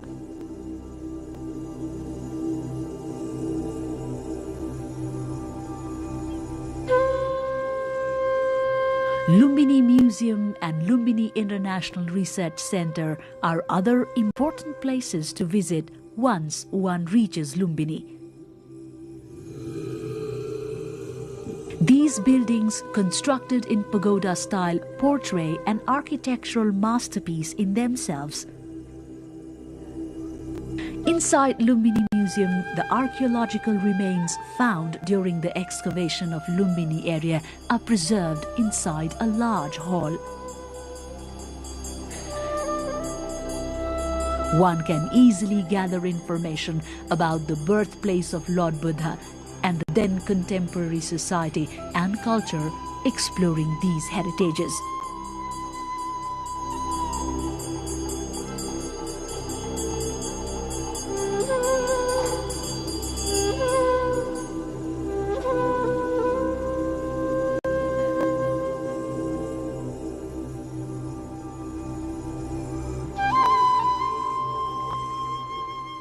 Within the building, designed by Professor Kenzi Tange himself, Lumbini International Research Center has been established.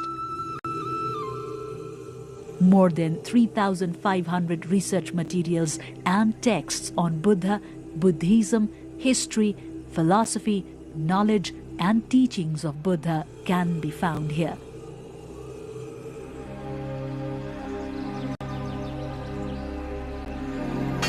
For the visitors' comfort, the center has provided the facility to read texts on different languages, including Sanskrit, Chinese, Japanese, Turkmen, Burmese, Thai, Nepali, and Nepal languages.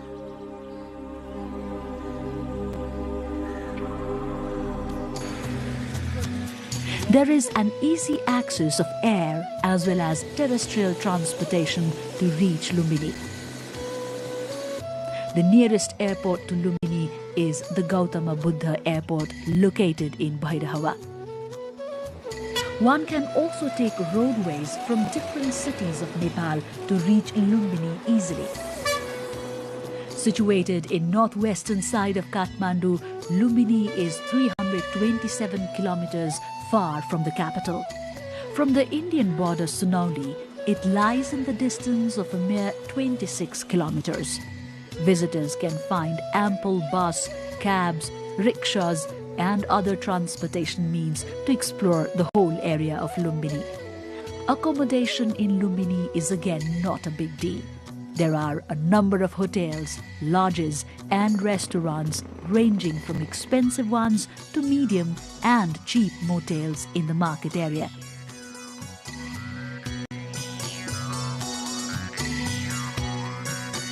Within Lumbini area also, one can easily find guest houses, monasteries, and stupas constructed to accommodate the visitors.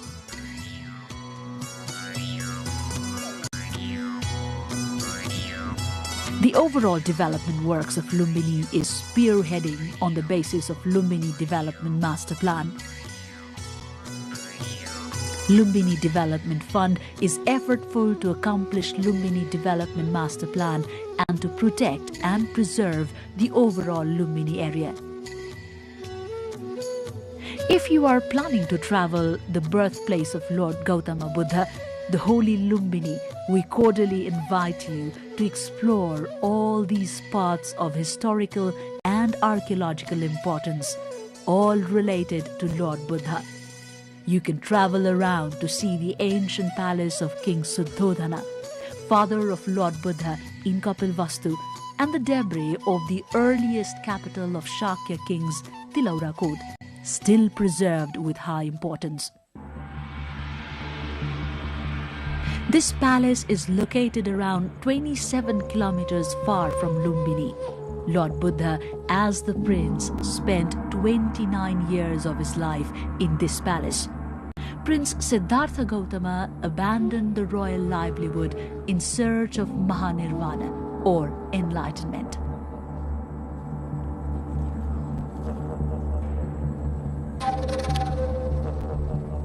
In the year 1898 AD, Indian archaeologist P.C. Mukherjee, following the description of Chinese traveler Hu Yansanga, and unveiled the unknown facts about Tilaurakot after his 4 months-long research and excavation works.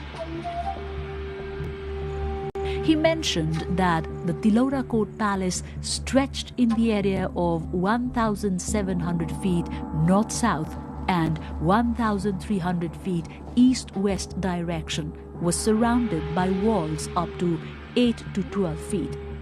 The main entrance gate had Buddha stupas and monasteries in both the sides. All these buildings are under excavation and protection at present. Mukherjee has also maintained that King Suddhodana ruled his kingdom from the same palace. Hence, no doubt remains on the fact that the present Tilaurakot was ancient Kapilvastu. Archaeological debris as well as ancient palace and east-west entrance constructed since 4th century BC to 2nd century BC can be observed vividly now as well. Another historical site of Lumbini is Kudan, also known as Lauri Kudan, around 28 kilometers southwest of Lumbini. Myths have it that Lord Gautama Buddha met his father King Suddhodana at this very spot for the first time on returning to his hometown Kapilvastu after attaining enlightenment. Others say Prajapati Gautami, Gautam Buddha's foster mother, handed him Kayas Vastra at this place.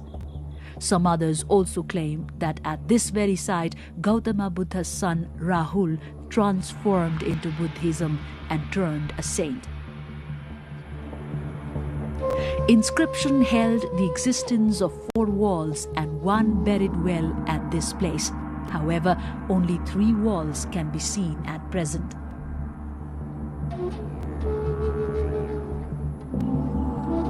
According to Dewala Mitra, on the southern side of this lies one rectangular wall, and another wall has a snake temple on the top of it.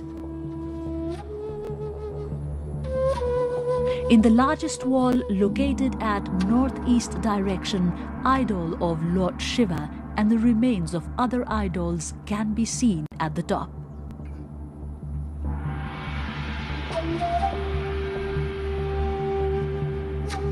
"500 meters north of King Suddhodana's palace lay 2 stupas. Experts say these stupas are the graves of King Suddhodana and his queen Maya Devi. The largest stupa has the area of 52 feet and is 75 feet high, whereas the smaller one has the area of 26 feet. The largest stupa is said to be constructed in the 4th century BC and was reconstructed 3 times during the 2nd and the 1st century BC. Similarly, the smaller stupa is believed to have been constructed in between the 2nd and the 1st century BC.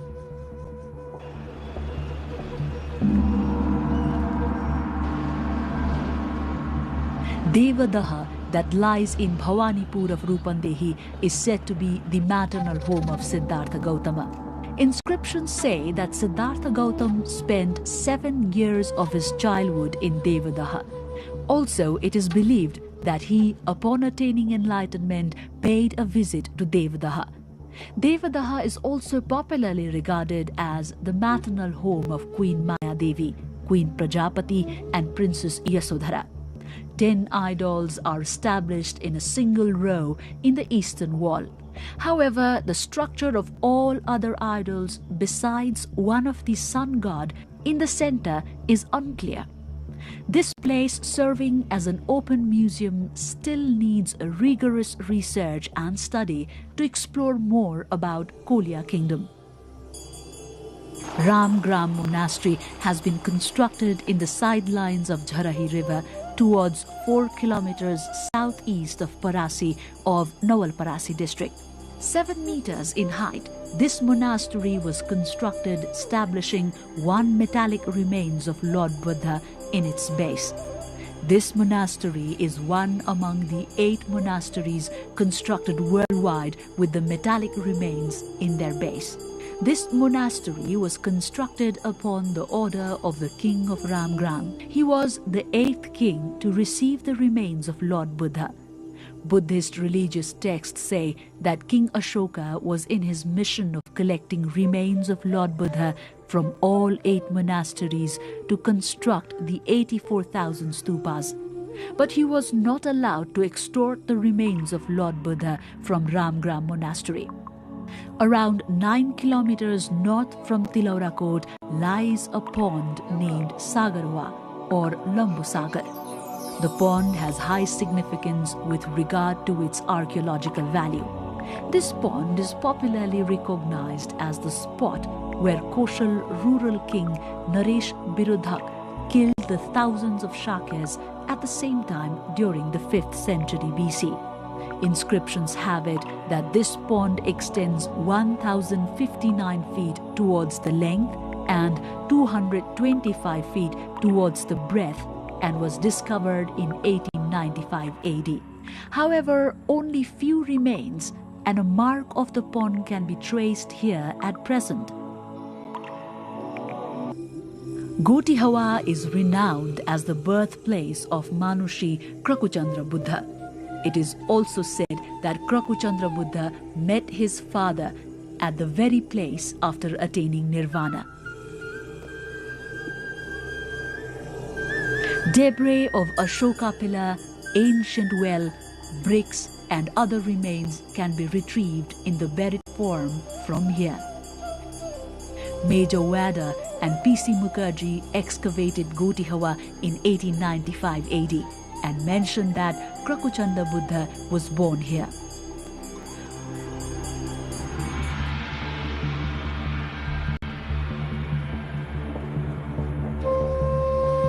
Aurora Court is an ancient town situated 8 kilometers northeast of Taulihawa. Aurora Court is regarded as the location of Kanak Muni Buddha, but scientific research is necessary to trace further facts of this town.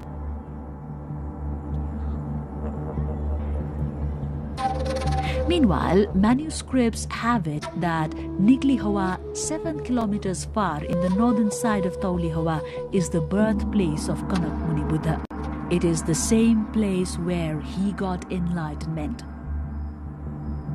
They also say that archaeologist Dr. Fuhara discovered inscriptions in ancient stupas at this very place. In the western side of Nigli Sagar, one of the Ashoka pillars can be seen in 2 pieces. In an inscription written in Brahmi script, Pali language, it is mentioned that King Ashoka erected this pillar when he reached Kapilvastu. When he reached Kapilvastu Lumbini during the 3rd century BC. King Ashoka was said to be in pilgrimage. These pillars, 15 feet long, have engraved figure of peacock in one of the pillar and another has Om Mani Padme Hum carved in it. This holy land of Buddha has a large number of places and objects of historical and archaeological importance.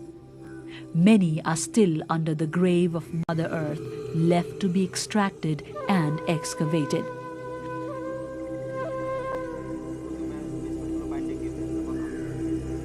After watching this documentary about Holy Land of Lord Buddha, you need not reach far to realize peace. Reaching this sacred birthplace of Lord Buddha will be enough to experience eternal peace. This holy land is the source of world peace.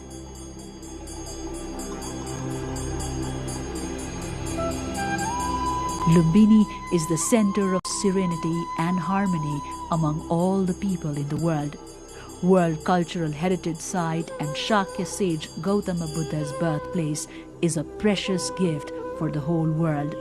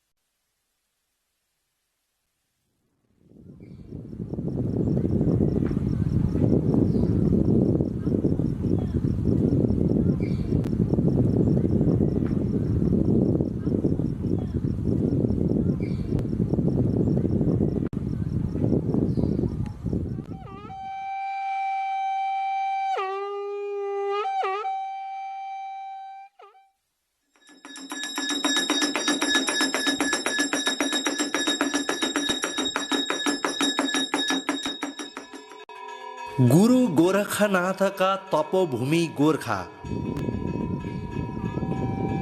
उनकै अनुयायी कन्फट्टा जोगीको रूपमा चिनिने नाथहरूले नाद बजाउँदै कार्तिक र चैत महिनामा राति लगाउने फेरी परम्परा।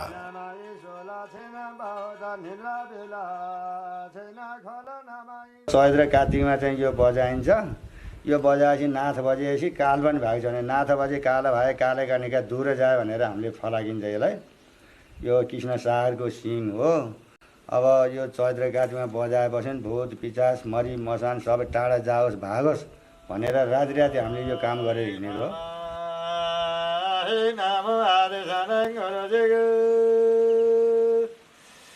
काउना गुरुले ज्ञान दे काउना गुरुले कान फारे सतह गुरुले ज्ञान दे अलगा गुरुले कान फारे।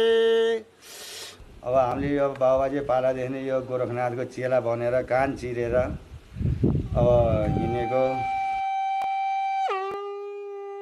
पृथ्वीनारायण शाहको सन्धि विग्रह कूटनैतिक सम्बन्धमा कनपट्टा जोगीहरूको अत्यन्त ठुलो महत्त्वपूर्ण स्थान छ।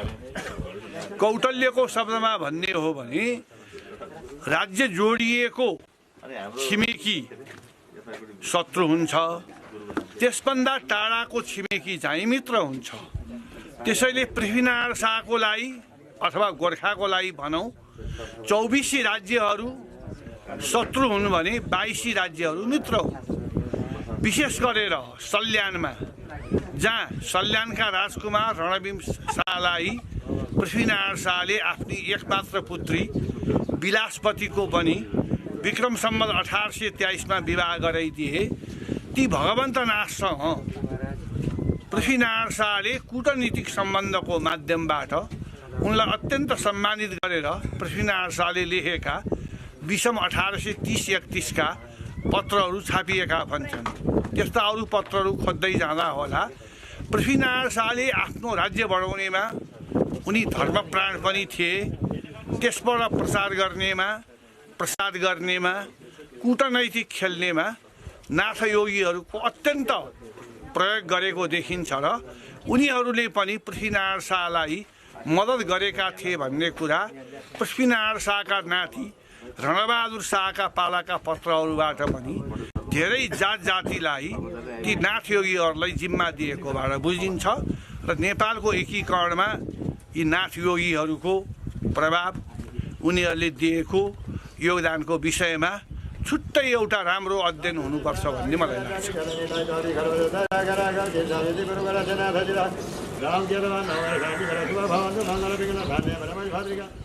अब बिहानमा चाहिँ फेरि सब सिधाहरू बनाइदिनुहुन्छ। यो के अरे ग्रह शान्ति होस् भनेर हामीले त्यसको मन्त्र पढेर सबै हामीले यो हिँड्नुपर्छ।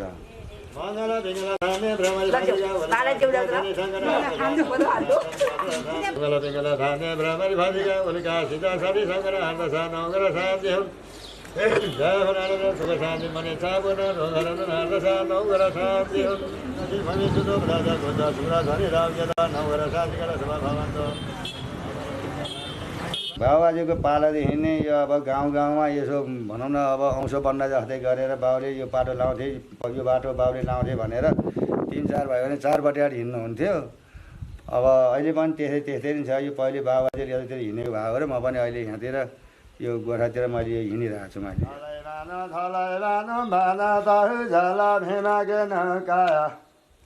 कायाना कोठारे मघा भारी बाजा सातो नगरेका पनि सोधरे माको नाराज।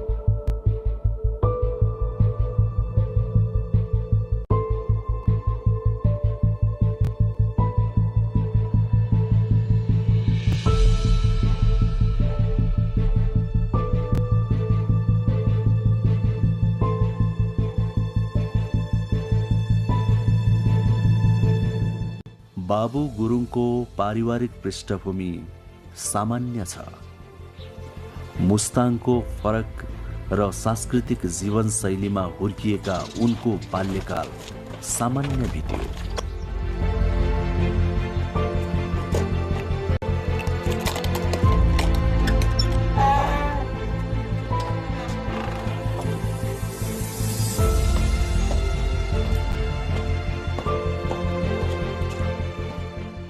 हामी यही आँगनमा खेलेर हुर्क्यौँ अनि हामी गुम्बोबाट फर्केर आउँदा पनि यही ढोका तरेर यहाँबाट आमाले बोलाउँथ्यो। त्यस्तै त्यो बाल्यकाल यस्तै गर्दै बित्नु भएको थियो। अनि यही ढोकाको अगाडि अघि म हिँडेको बाटोमै हाम्रो आमाको साथीहरू चाहिँ दिउँसोको 1-2 बजे पछि त्यहीँ बस्नुहुन्थ्यो। त्यो गरेर कुरा गर्दै बस्नु। उहाँहरूले चाहिँ अनि मेरो नाम बाबु राख्नु भएको। उनको परिवार उनलाई कुनै गुम्बाको लामा बनाउन चाहन्थ्यो, तर उनको रुचि अन्तै थियो।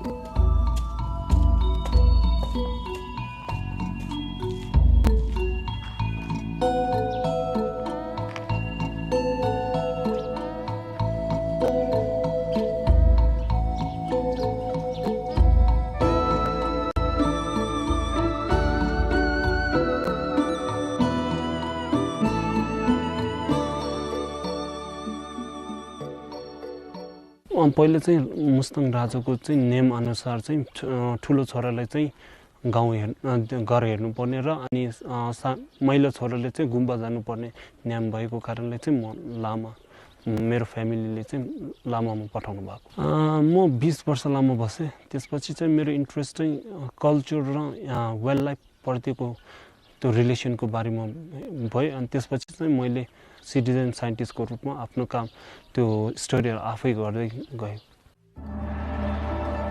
मुस्ताङको यो सौन्दर्य र भविष्यको लागि आफ्नो तर्फबाट केही गर्ने सोच भएका बाबु आफ्नो पथमा जति अडिग छन् त्यति नै सन्तुष्ट पनि।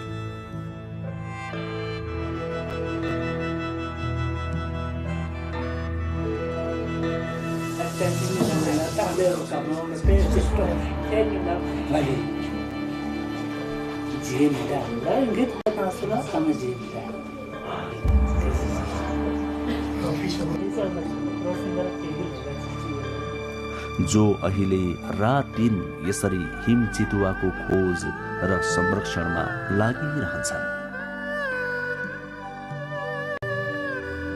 र उनी संसारलाई मुस्ताङ चिनाउने ट्रेकिङ गाइड पनि हुन्।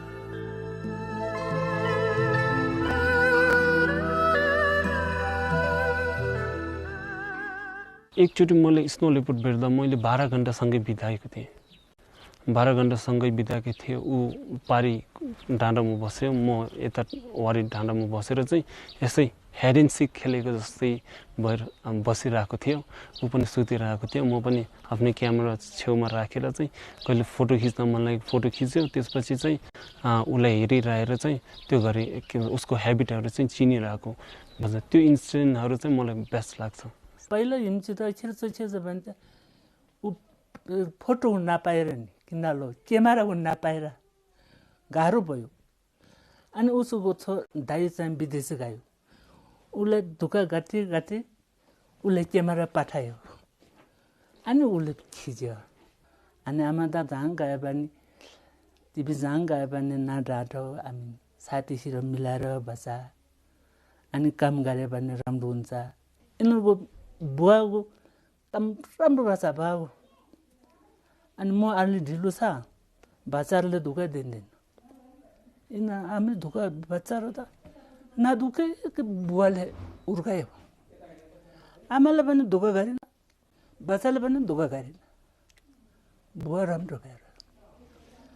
अनि अलि बाँकी नभयो। नेपालको गण्डकी प्रदेशमा पर्ने मुस्ताङ जिल्ला चीनसँग जोडिएको ठाउँ हो। यो सरदर 4023 मिटर उचाइमा छ। ठूला ठूला रुख बिरुवा विहीन पहाडहरू र यहाँको फरक संस्कृति नै मुस्ताङका विशेषता हुन्।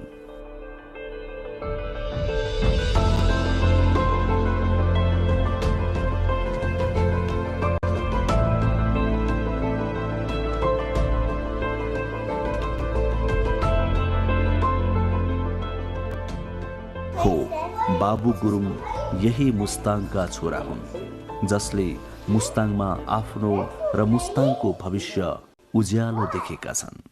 मुस्ताङको एउटा मेन फेसेस भने के हो भने युवाहरू विदेशी न मेन प्रब्लम, किनकि म जस्तो अहिले यङ केटाहरूले चाहिँ यता बस्नै उनीहरूलाई चाहिँ गाह्रो मान्छ, किनकि उनीहरूले चाहिँ यता कुनै त्यो नै छैन, रोजगारी नै छैन। तर मलाई विश्वास छ यो वाइल्ड लाइफलाई चाहिँ यो मुस्ताङमा चाहिँ विन्टरको 1 महिना भए पनि उनीहरूले रोजगारी दिन्छ। त्यो रोजगारी पनि त्यति त्यो नभइकन उनीहरूले चाहिँ सिक्न पाउनेदेखि लिएर उनीहरूले रोजगारी दिन्छ भन्ने मलाई विश्वास छ। अनि यो हुन्छ, तर म गरेरै छोड्छु भन्ने मेरो अब डिटर्मिनेसन जस्तै म गरिरहेको छु। मुस्ताङ संसारभरिका पर्यटकको गन्तव्य बन्दै गएको छ, जसको एक उदाहरण यी विदेशी नागरिक। I'm really happy to be here, and me and my wife, we travel a lot, and normally we decide to go to countries where we can combine nature, culture, people, and I like to take photographs. It's my hobby, and therefore for me is this destination perfect.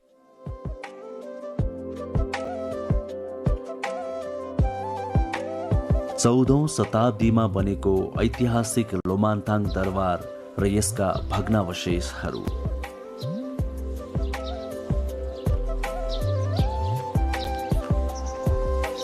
च्याम्पो, आनीझुमा लगायत पुराना ऐतिहासिक गुम्बाहरू।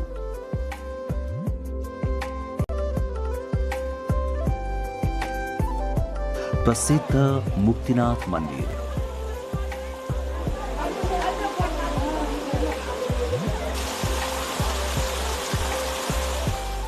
पितृको श्राद्ध गर्ने काली गण्डकीको तीरमा रहेको कागबेनी,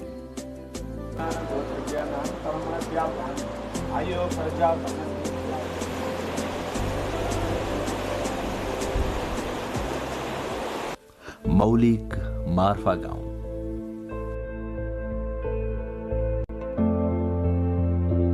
संसारलाई लोभ्याउने कलात्मक पहाडहरू, यहाँको अद्वितीय मौलिक संस्कार र संस्कृति, शान्त र मौलिक जीवनशैली हो, यिनै हुन् मुस्ताङका परिचय। तिब्बतको नजिकै हुनाले यहाँ प्राय तिब्बती संस्कृति मनाइन्छ। भाषा पनि तिब्बती नै बोलिन्छ। बौद्ध धर्म यहाँको मुख्य धर्म हो।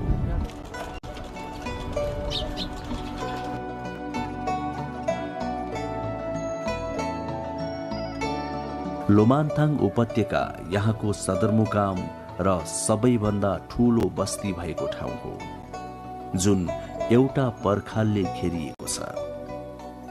यहाँ केही समय अघिसम्म मुस्ताङी राजाको आफ्नै शासन, नियम र कानुन चल्थे। हाल त्यो शासन नभए पनि यहाँका राजा र राज संस्थालाई मुस्ताङीहरू निकै श्रद्धा गर्छन्।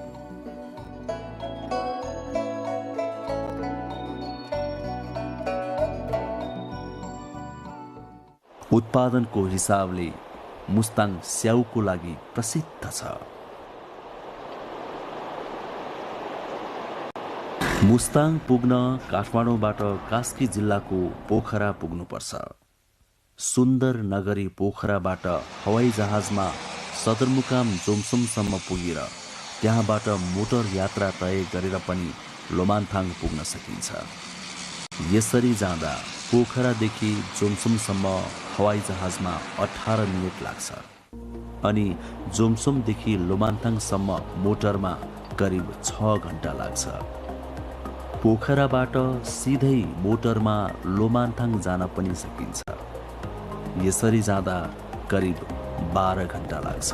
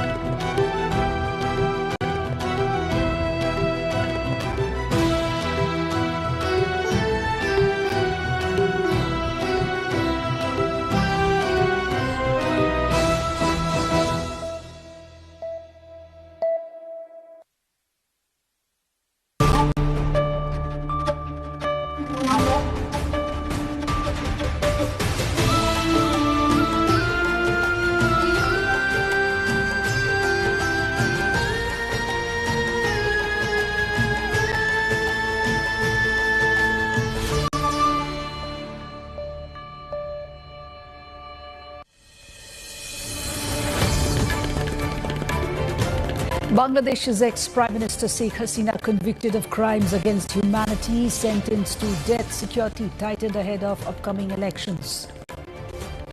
Nepal Premier League launches at upgraded TU cricket ground. Kathmandu Gurkhas register a thrilling win against defending champions in the opener. Nepal ramps up preparations for March elections. Security concerns mount as missing weapons prompt possible army deployment. Deadly bus blaze near Medina claims 45 Indian pilgrims. Sole survivor in ICU. And Seoul seeks dialogue with North Korea amid rising incursions and tensions along heavily militarized border.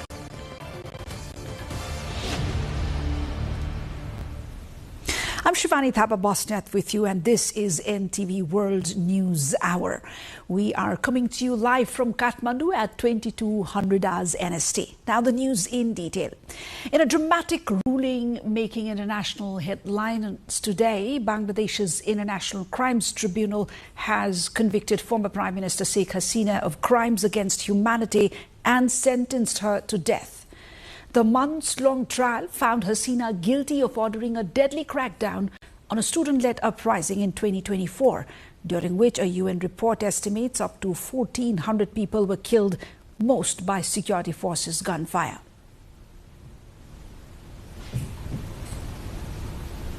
For all these 3 counts, we have decided to inflict her with only one sentence, that is sentence of death.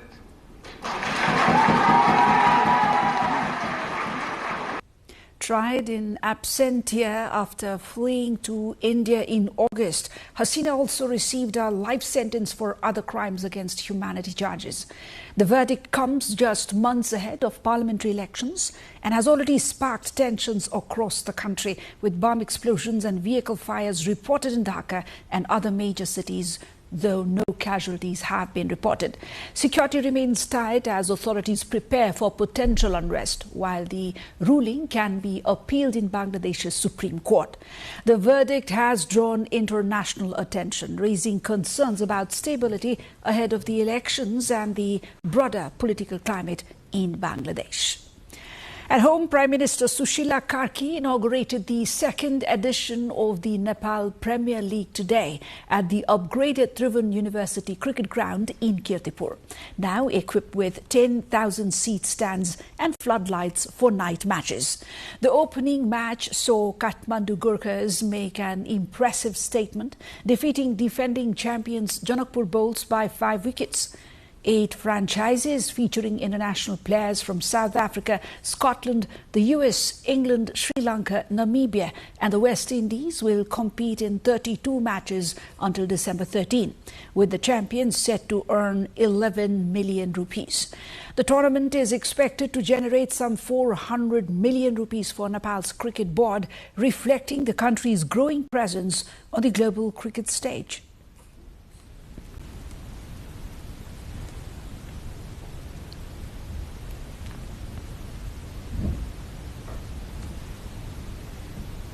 Nepal is ramping up preparations for its general elections set for early March.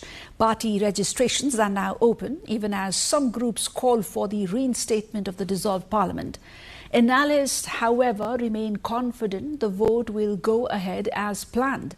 The government is updating voter rolls and drafting legislation to allow Nepalis abroad to vote, meeting a long-standing demand of the diaspora. Security is a top concern, with some stolen weapons still missing. Political parties warn this could jeopardize election day safety. In response, Nepal's Central Security Committee has recommended deploying the National Army to maintain order.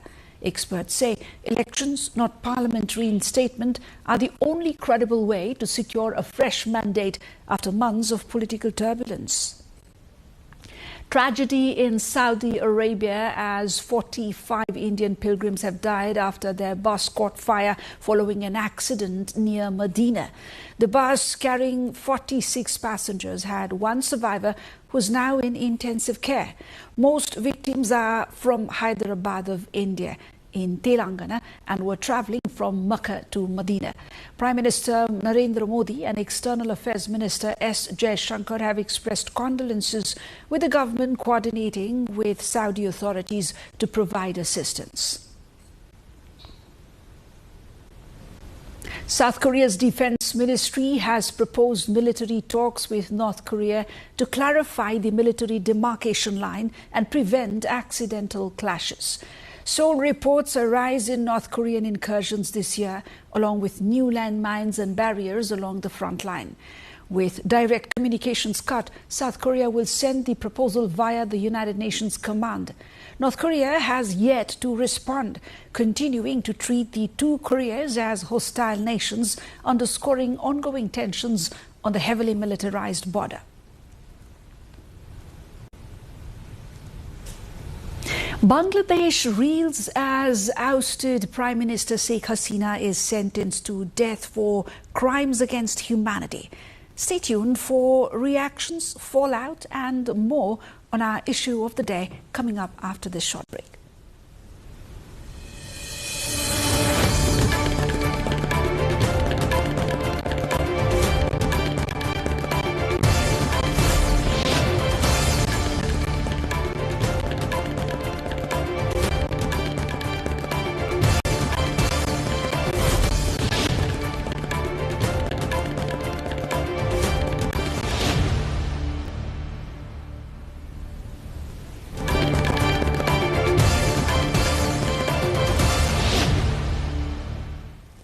You are with NTV World News Hour and we head towards the issue of the day.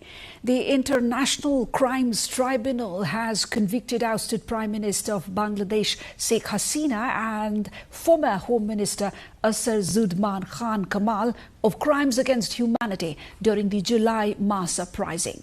The tribunal found Hasina guilty of inciting violence and ordering attacks that led to the deaths of 6 unnamed students, sentencing her to death and life imprisonment on separate charges. Kamal was also sentenced to death for multiple counts of crimes against humanity. Former Inspector General of Police Chaudhry Abdullah Al-Mamoon was found guilty but received a 5-year sentence for cooperating as an approver. The court ordered all properties of Hasina and Kamal to be confiscated and compensation for the families of martyrs. Security was tightened during the verdict, which was broadcast live across the nation. This is the first tribunal case related to the July crackdown to reach a verdict. Meanwhile, reactions are pouring in across Bangladesh following the court's verdict sentencing ousted Prime Minister Sheikh Hasina to death for crimes against humanity. Crowds in Dhaka celebrated in the streets, waving national flags, while victims' families described the ruling as justice for the July mass uprising. Samsi Ara Zaman, mother of a slain photojournalist, expressed satisfaction at the verdict, but disappointment that the former police chief received only 5 years. Hasina, meanwhile, speaking from India, called the trial biased and politically motivated, while her defense lawyer said she could appeal if arrested or surrenders. Bangladesh's Attorney General called the ruling a way to pay the dues to the martyrs, and interim leader Muhammad Yunus described it as historic. International observers have warned of significant political repercussions as the country heads towards the parliamentary elections. Meanwhile, India's Ministry of External Affairs has responded to the recent verdict against former Bangladeshi Prime Minister Sheikh Hasina. In a statement, the ministry said it has taken note of the ruling by Bangladesh's International Crimes Tribunal. India emphasized its commitment to peace, democracy, inclusion and stability in Bangladesh, underlining its intention to continue constructive engagement with all stakeholders in the country. The statement reflects India's focus on supporting the interest of its close neighbor during this critical period, reads the statement. Bangladesh braced for major security operations as judges delivered the verdict in the crimes against humanity trial of former Prime Minister Sheikh Hasina today. Ahead of the ruling, Dhaka was on high alert with almost half of the city's 34,000-strong police force deployed, armored vehicles at key intersections and checkpoints across the capital. Authorities said the measures were necessary due to rising political tensions, attacks using crude petrol bombs, and fears of violent protest. The interim Interior Ministry assured citizens that the government was prepared to maintain order, emphasizing that there was no cause for panic. Security forces also surrounded the court itself, preventing any disruptions as the verdict was announced. The heightened precautions reflect Bangladesh's ongoing political crisis ahead of its first elections since Hasina's ouster, amid warnings from the former leader about the ban on her party deepening instability. Bangladesh will hold a referendum on a landmark democratic reform charter on the same day as its parliamentary elections in February 2026. Interim leader Muhammad Yunus has announced. The 85-year-old Nobel laureate who took over after last year's mass uprising said the charter, dubbed the July Charter, is crucial to prevent a return to authoritarian rule. It proposes 2-term limits for prime ministers, expanded presidential powers, and stronger checks and balances between the branches of government. Voters will answer a single question divided into 4 parts, addressing key reforms, including recognition of Bangladesh as a multi-ethnic, multi-religious nation. Yunus said holding the referendum alongside the election will make the process more festive and affordable, with the Election Commission expected to announce the exact date in December. Tiny, invisible, and everywhere, microplastics are finding their way into our food and water. On our cover story tonight, for now, a short break.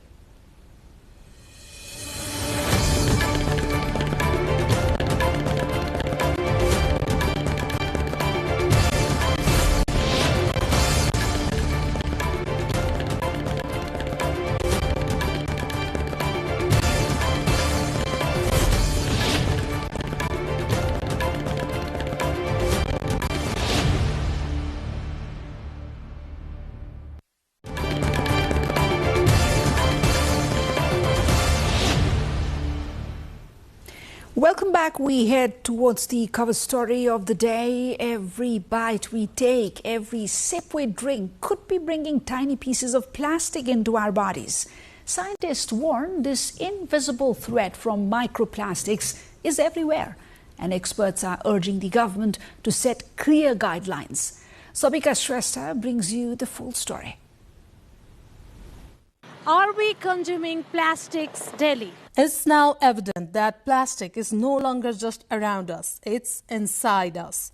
What was once an environmental problem has become a direct threat to living beings and, of course, human beings. Scientists now warn that microscopic plastic particles are entering the human body in ways we can no longer ignore. Microplastics formed as plastics break down are showing up everywhere. It's in the food we eat, the water we drink, and even the air we breathe. Even our indoor spaces offer no escape. Growing research links these particles to potentially serious health issues. Studies including at the Guheshwari wastewater treatment plant that aims to purify water of Bagmati River that runs through Kathmandu Valley have found microplastics in both treated and untreated water. Health experts caution that these particles can disrupt bodily function, causing several long and short-term diseases. Knowingly, unknowingly, the nanoplastics, so we consume it, and it gets accumulated in our system. And when they get accumulated in our system, it causes various medical problems like cardiovascular problems, nervous system problems, endocrine problems.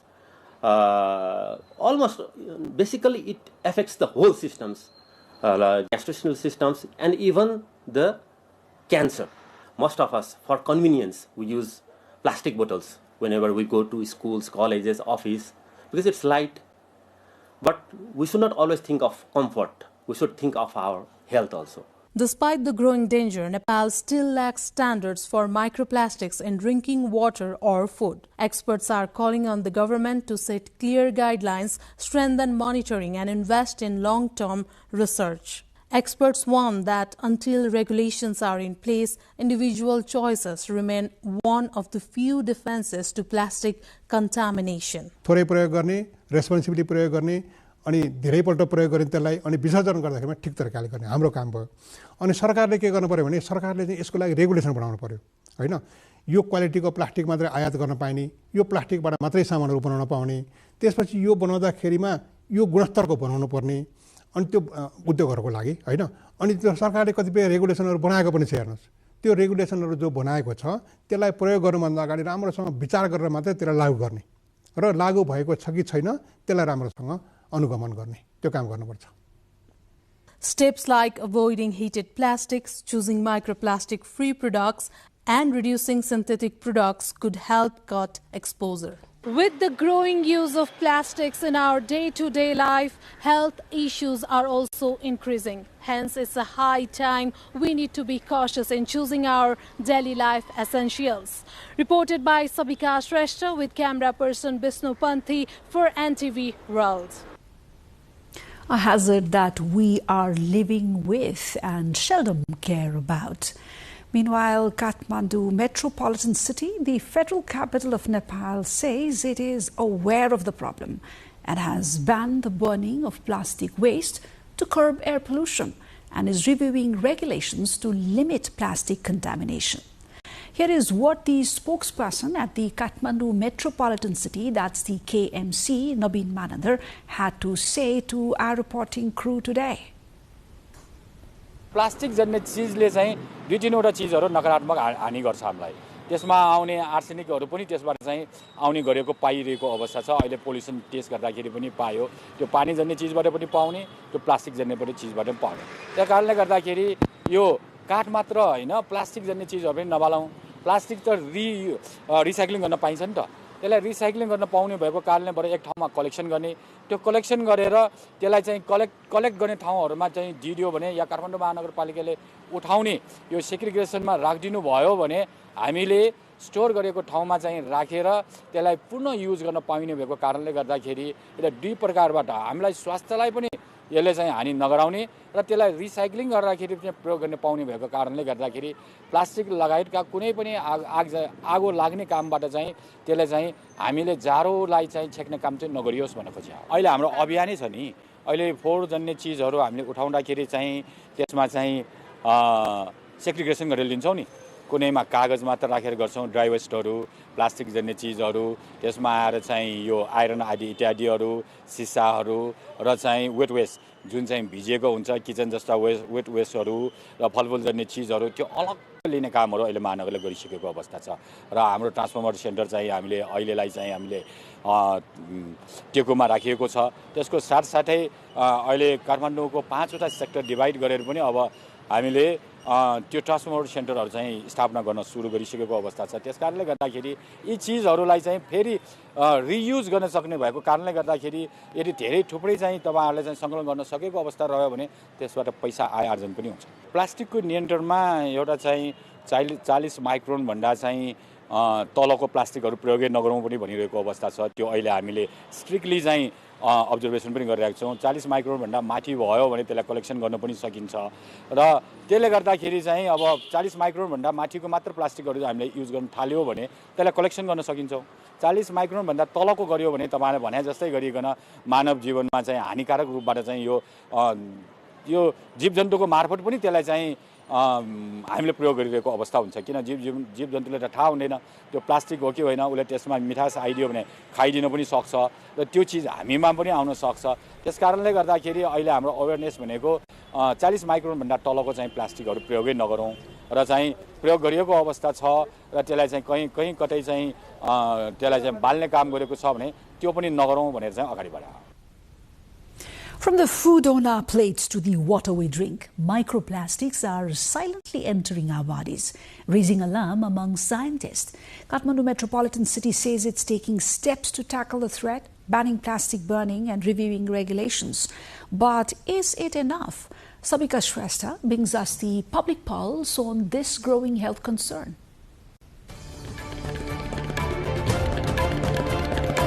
जेमा पनि प्लास्टिकै चलेको हुन्छ कागजमा दियो भने प्लास्टिकमा दिनुस् न दिदी भन्छ मान्छेले प्लास्टिक त म्याक्सिमम नै युज हुन्छ हाम्रो लाइफमा अब प्लास्टिकको भाँडाकुँडाहरू पनि हुन्छ हैन अरु केही ब्यागहरुदेखि लिएर भाँडाकुँडाहरू यसो खानापिना भाँडामा नि अलि हलुका प्रकार हुन्छ अनि त्यसमा युज गरेर बोकेर हिँड्छ अनि यसो चाहिँ बाल्टिङ साल्टिङ पनि त्यही नै हुन्छ अरु पनि अरु ठाउँमा पनि अब चाहिँ ढोग्रोहरू नि सबै प्लास्टिकै छ सामान पनि हालिन्छ प्लास्टिक चाहिँ दैनिक जीवनमा हामीले प्रयोग त गरिरहेछौँ यसले हाम्रो स्वास्थ्यलाई एकदमै नराम्रो प्रभाव पारिरहेको हुन्छ सकेसम्म प्लास्टिक चाहिँ एकदम हामी कम युज गरौँ यसको साटो बरु काँचको भाँडोहरू स्टिल अब सकिन्छ भने चरेसको भाँडोहरू प्रयोग गरेको राम्रो हामीले पानी खाँदा हैन जग प्लास्टिकको जगमा अथवा प्लास्टिक कपमा हुन सक्छ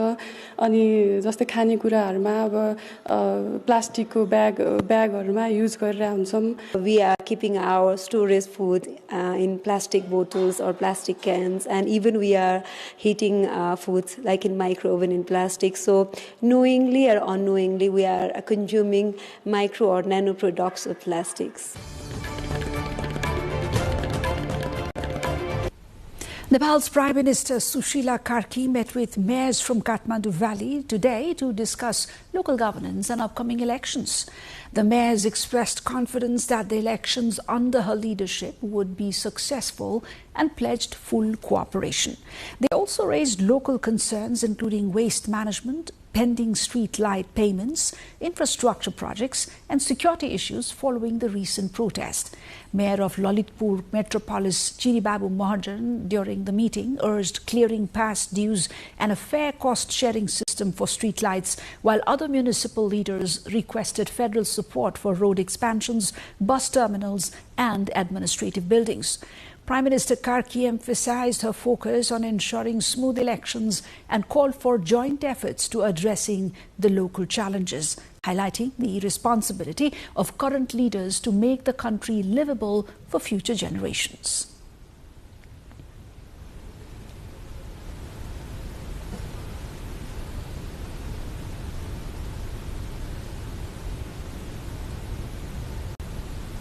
Enthusiasm marked the first day of political party registration for the upcoming House of Representatives elections in Nepal.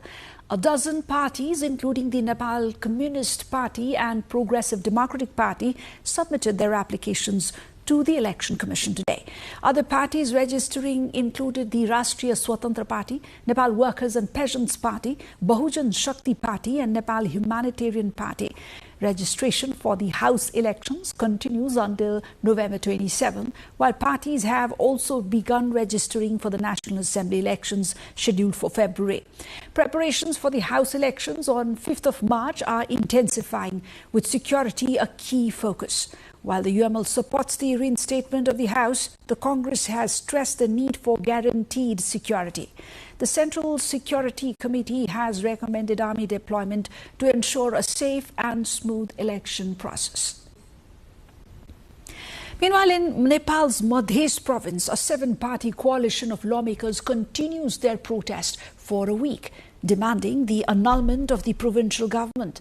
The coalition claims the current administration, led by CPN-UML Saroj Kumar Yadav, was formed unconstitutionally under Article 168(3) of the Nepal Constitution. The lawmakers have also filed a petition in the Supreme Court, which is under review today, challenging the legitimacy of the provincial government. Meanwhile, the coalition is pressing for impeachment proceedings against the Provincial Assembly Speaker Ramchandra Mandal as part of their sustained campaign. The standoff underscores growing political tensions in Nepal's provinces, highlighting the delicate balance between constitutional authority and party politics in emerging democracies. Nepal is cracking down on stalled infrastructure projects, cancelling some 25 long-delayed road construction contracts that have languished for years now. Many of these contracts, dating back over a decade, were awarded but never executed, leaving critical transport links unfinished. The move comes after repeated warnings and unsatisfactory explanations from contractors on the directives from Minister Kulman Ghising, who aims to end the widespread practice of awarding contracts without accountability, a challenge familiar in emerging economies worldwide. Officials say the cancellations follow Nepal's public procurement rules and signal a push towards modern, efficient transport networks, vital for trade, tourism and regional connectivity with India and China. This crackdown highlights Nepal's effort to fast-track stalled infrastructure projects and improve governance in construction sectors.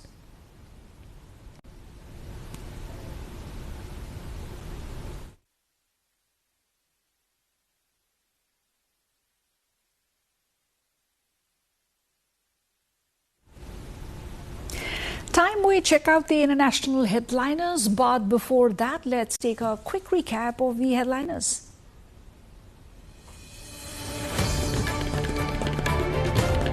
Bangladesh's ex-Prime Minister Sheikh Hasina convicted of crimes against humanity, sentenced to death. Security tightened in Dhaka. Nepal Premier League launches at upgraded TU cricket ground. Kathmandu Gorkhas registered a thrilling win against defending champions in the opener. Nepal ramps up preparations for March election. Security concerns mount as missing weapons prompt possible army deployment. Deadly bus blaze near Medina claims 45 Indian pilgrims. Sole survivor in ICU. And Seoul seeks dialogue with North Korea amid rising incursions and tensions along heavily militarized border.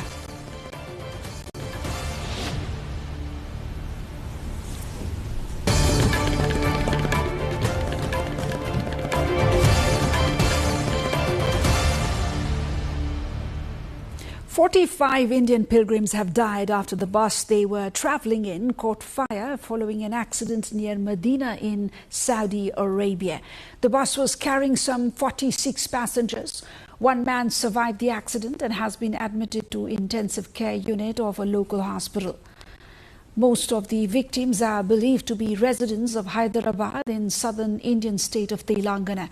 According to a statement issued by the Telangana government, the group was traveling from Makkah to Medina when the tragedy occurred. Prime Minister Narendra Modi has expressed deep grief over the loss of lives, offering condolences to the families of the victims. External Affairs Minister S. Jaishankar also conveyed condolences and said that the Indian government was in touch with Saudi authorities to extend all necessary assistance. In India, the National Investigation Agency has secured a 10-day custody of Amir Rashid Ali, linked to the deadly Delhi terror blast last week. Ali, produced before the Patiala House Court, is accused of conspiring with suicide bomber Umar Nabi in an attack that killed 10 people and injured around 25 others. Officials say the Hyundai i20 used in the blast was registered in Ali's name. The case underscores ongoing challenges in counter-terrorism and security in South Asia, highlighting the persistent threat of organized attacks in major cities. In yet another headliner of the day, South Korea's defense ministry has proposed military talks with North Korea to establish a clearer boundary along the military demarcation line, aiming to prevent accidental clashes and ease rising tensions. Seoul reports that a spike in North Korean activity, with troops crossing into the south over 10 times this year, up from fewer than 10 in all of 2024. North Korea has also installed landmines and barriers, creating hazardous zones along the front line. With direct military communications cut, South Korea plans to send the proposal through the United Nations Command. North Korea has not responded, maintaining its stance of the two Koreas as hostile nations since late 2023, highlighting ongoing volatility on one of the world's most sensitive borders. 4 mice have safely returned to Earth alongside China's Shenzhou 20 astronauts, concluding a nearly 2-week mission aboard the Chinese space station. The mice sent on October 31 for experiments on how living organisms adapt to space sent almost twice their originally planned time in orbit. Their return was briefly delayed after a suspected space debris impact, but they ultimately journeyed home aboard the Shenzhou 21 spacecraft, bringing back valuable experimental data for China's growing space program.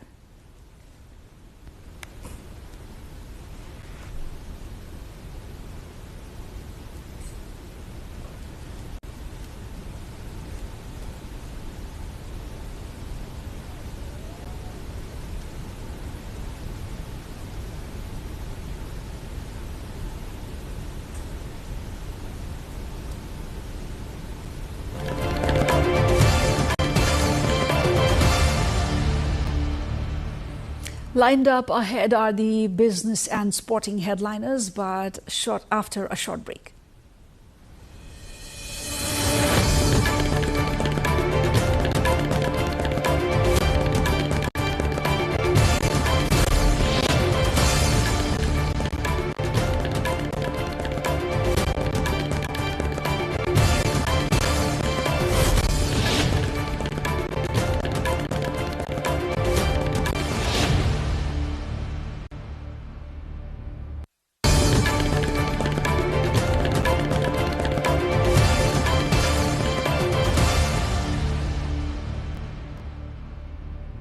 U.S. stock futures ticked higher today, led by gains in tech, as global investors await two major market drivers this week: NVIDIA's earnings and the key U.S. jobs report. NASDAQ futures rose about 0.6%, S&P 500 futures were up 0.3%, while Dow futures were largely flat. NVIDIA's results on ovations and massive AI spending, especially after recent market volatility. In other corporate news, Alphabet shares jumped after Berkshire Hathaway revealed a nearly $5 billion stake, one of the conglomerate's rare major bets on a tech giant. Markets are also bracing for Thursday's delayed U.S. jobs report, expected to offer fresh clues on the Federal Reserve's next interest rate move. Meanwhile, Bitcoin has slipped sharply, falling from a record above $126,000 to below $94,000, briefly erasing all its gains for the year as investors turn more cautious.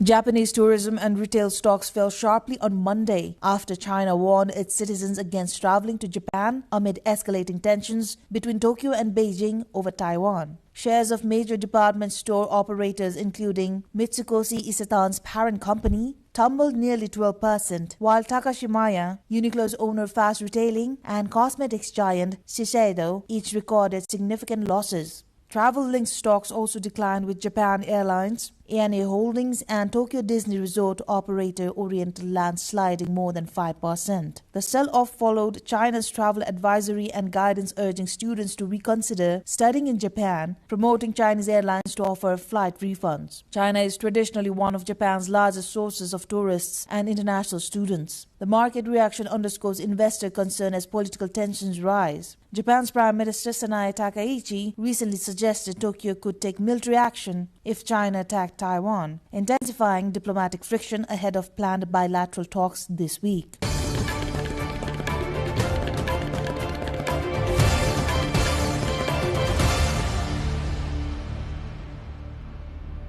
Ukraine will begin importing U.S. liquefied natural gas through Greece this winter, using the Trans-Balkan pipeline to secure critical energy supplies amid continued Russian attacks on its infrastructure. The announcement followed talks between Ukrainian President Volodymyr Zelensky and Greek Prime Minister Kyriakos Mitsotakis in Athens, where Greece committed to increasing LNG volumes to help replace Russian gas in the region. Kyiv has allocated nearly $2.32 billion for gas purchases through March, supported by European Commission guarantees. The move comes as Ukraine braces for winter after sustained strikes on its energy facilities. Separately, Zelensky traveled to France where he signed a letter of intent with President Emmanuel Macron outlining future procurement of Rafale fighter jets and air defense systems. These agreements follow similar commitments discussed recently with Sweden.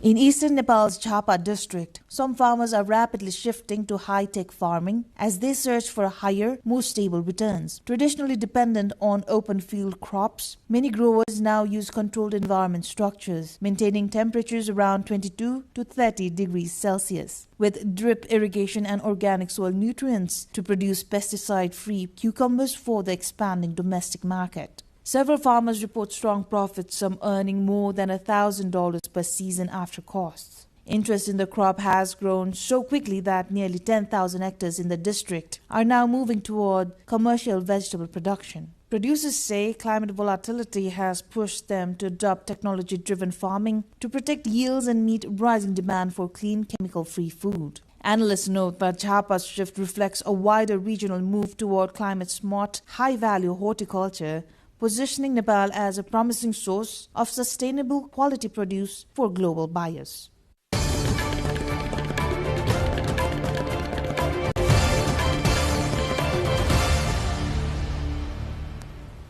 Time now for the sporting headliners of the day.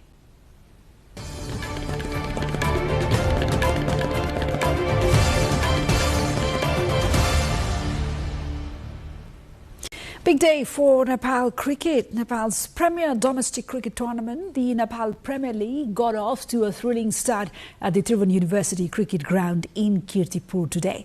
In the opening match, Kathmandu Gorkhas produced an impressive performance to defeat defending champions Janakpur Bowls by 5 wickets. Chasing 132, Kathmandu reached the target in just 18 overs, led by Ben Charlesworth's explosive 46 runs, including 5 fours and 3 sixes. Opener Akash Tripathi added a crucial 39, while Miland Kumar contributed 19, ensuring a solid chase. Janakpur's bowlers struggled, with only Kishore Yadav picking up a key wicket and none of the others able to contain the Gorkhas' batting firepower. The win sets an exciting tone for the second edition of the tournament, which features 8 teams and a mix of international stars and rising Nepali talent. Earlier, Prime Minister Sushila Karke inaugurated the NPL in a grand ceremony featuring a helicopter flower shower. The upgraded stadium, now with 10,000 seats and floodlights for night matches, hosted a thrilling opener.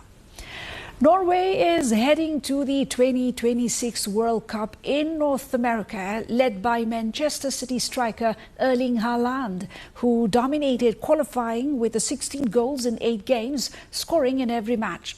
Their 4-1 win over Italy, with Haaland netting twice, secured Norway's first major tournament since Euro 2000.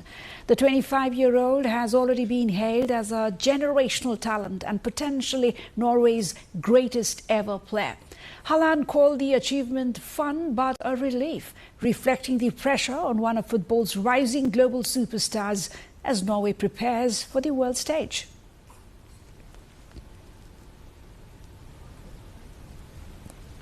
Robots are now patrolling venues at China's 15th National Games in Shenzhen, supporting security and technical operations.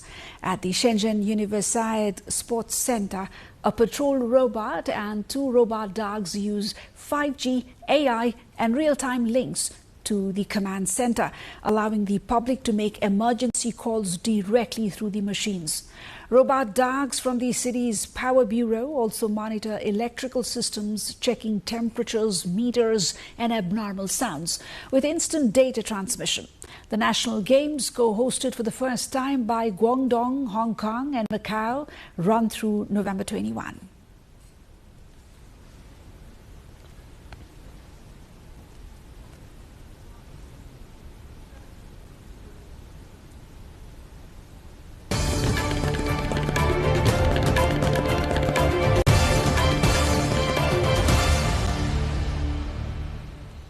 And with this, we turn to the weather front. In the weather details, first we look into the updates from Nepal and then from across the world.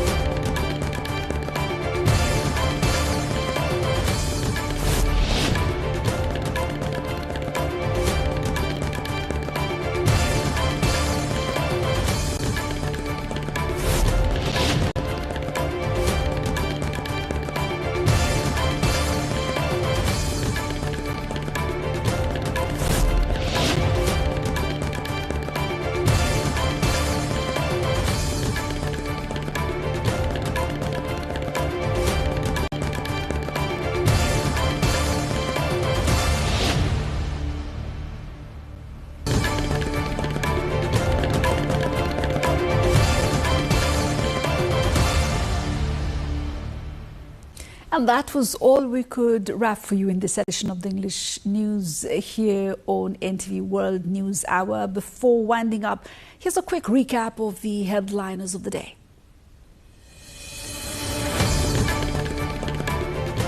Bangladesh's ex-Prime Minister Sheikh Hasina convicted of crimes against humanity, sentenced to death. Security tightened ahead of upcoming parliamentary elections. Nepal Premier League launches at upgraded TU cricket ground. Kathmandu Gorkhas register a thrilling win against defending champions in the opener. Nepal ramps up preparations for March elections. Security concerns mount as missing weapons prompt possible army deployment. Deadly bus blaze near Medina of Saudi Arabia claims 45 Indian pilgrims, sole survivor in ICU. And Seoul seeks dialogue with North Korea amid rising incursions and tensions along heavily militarized border.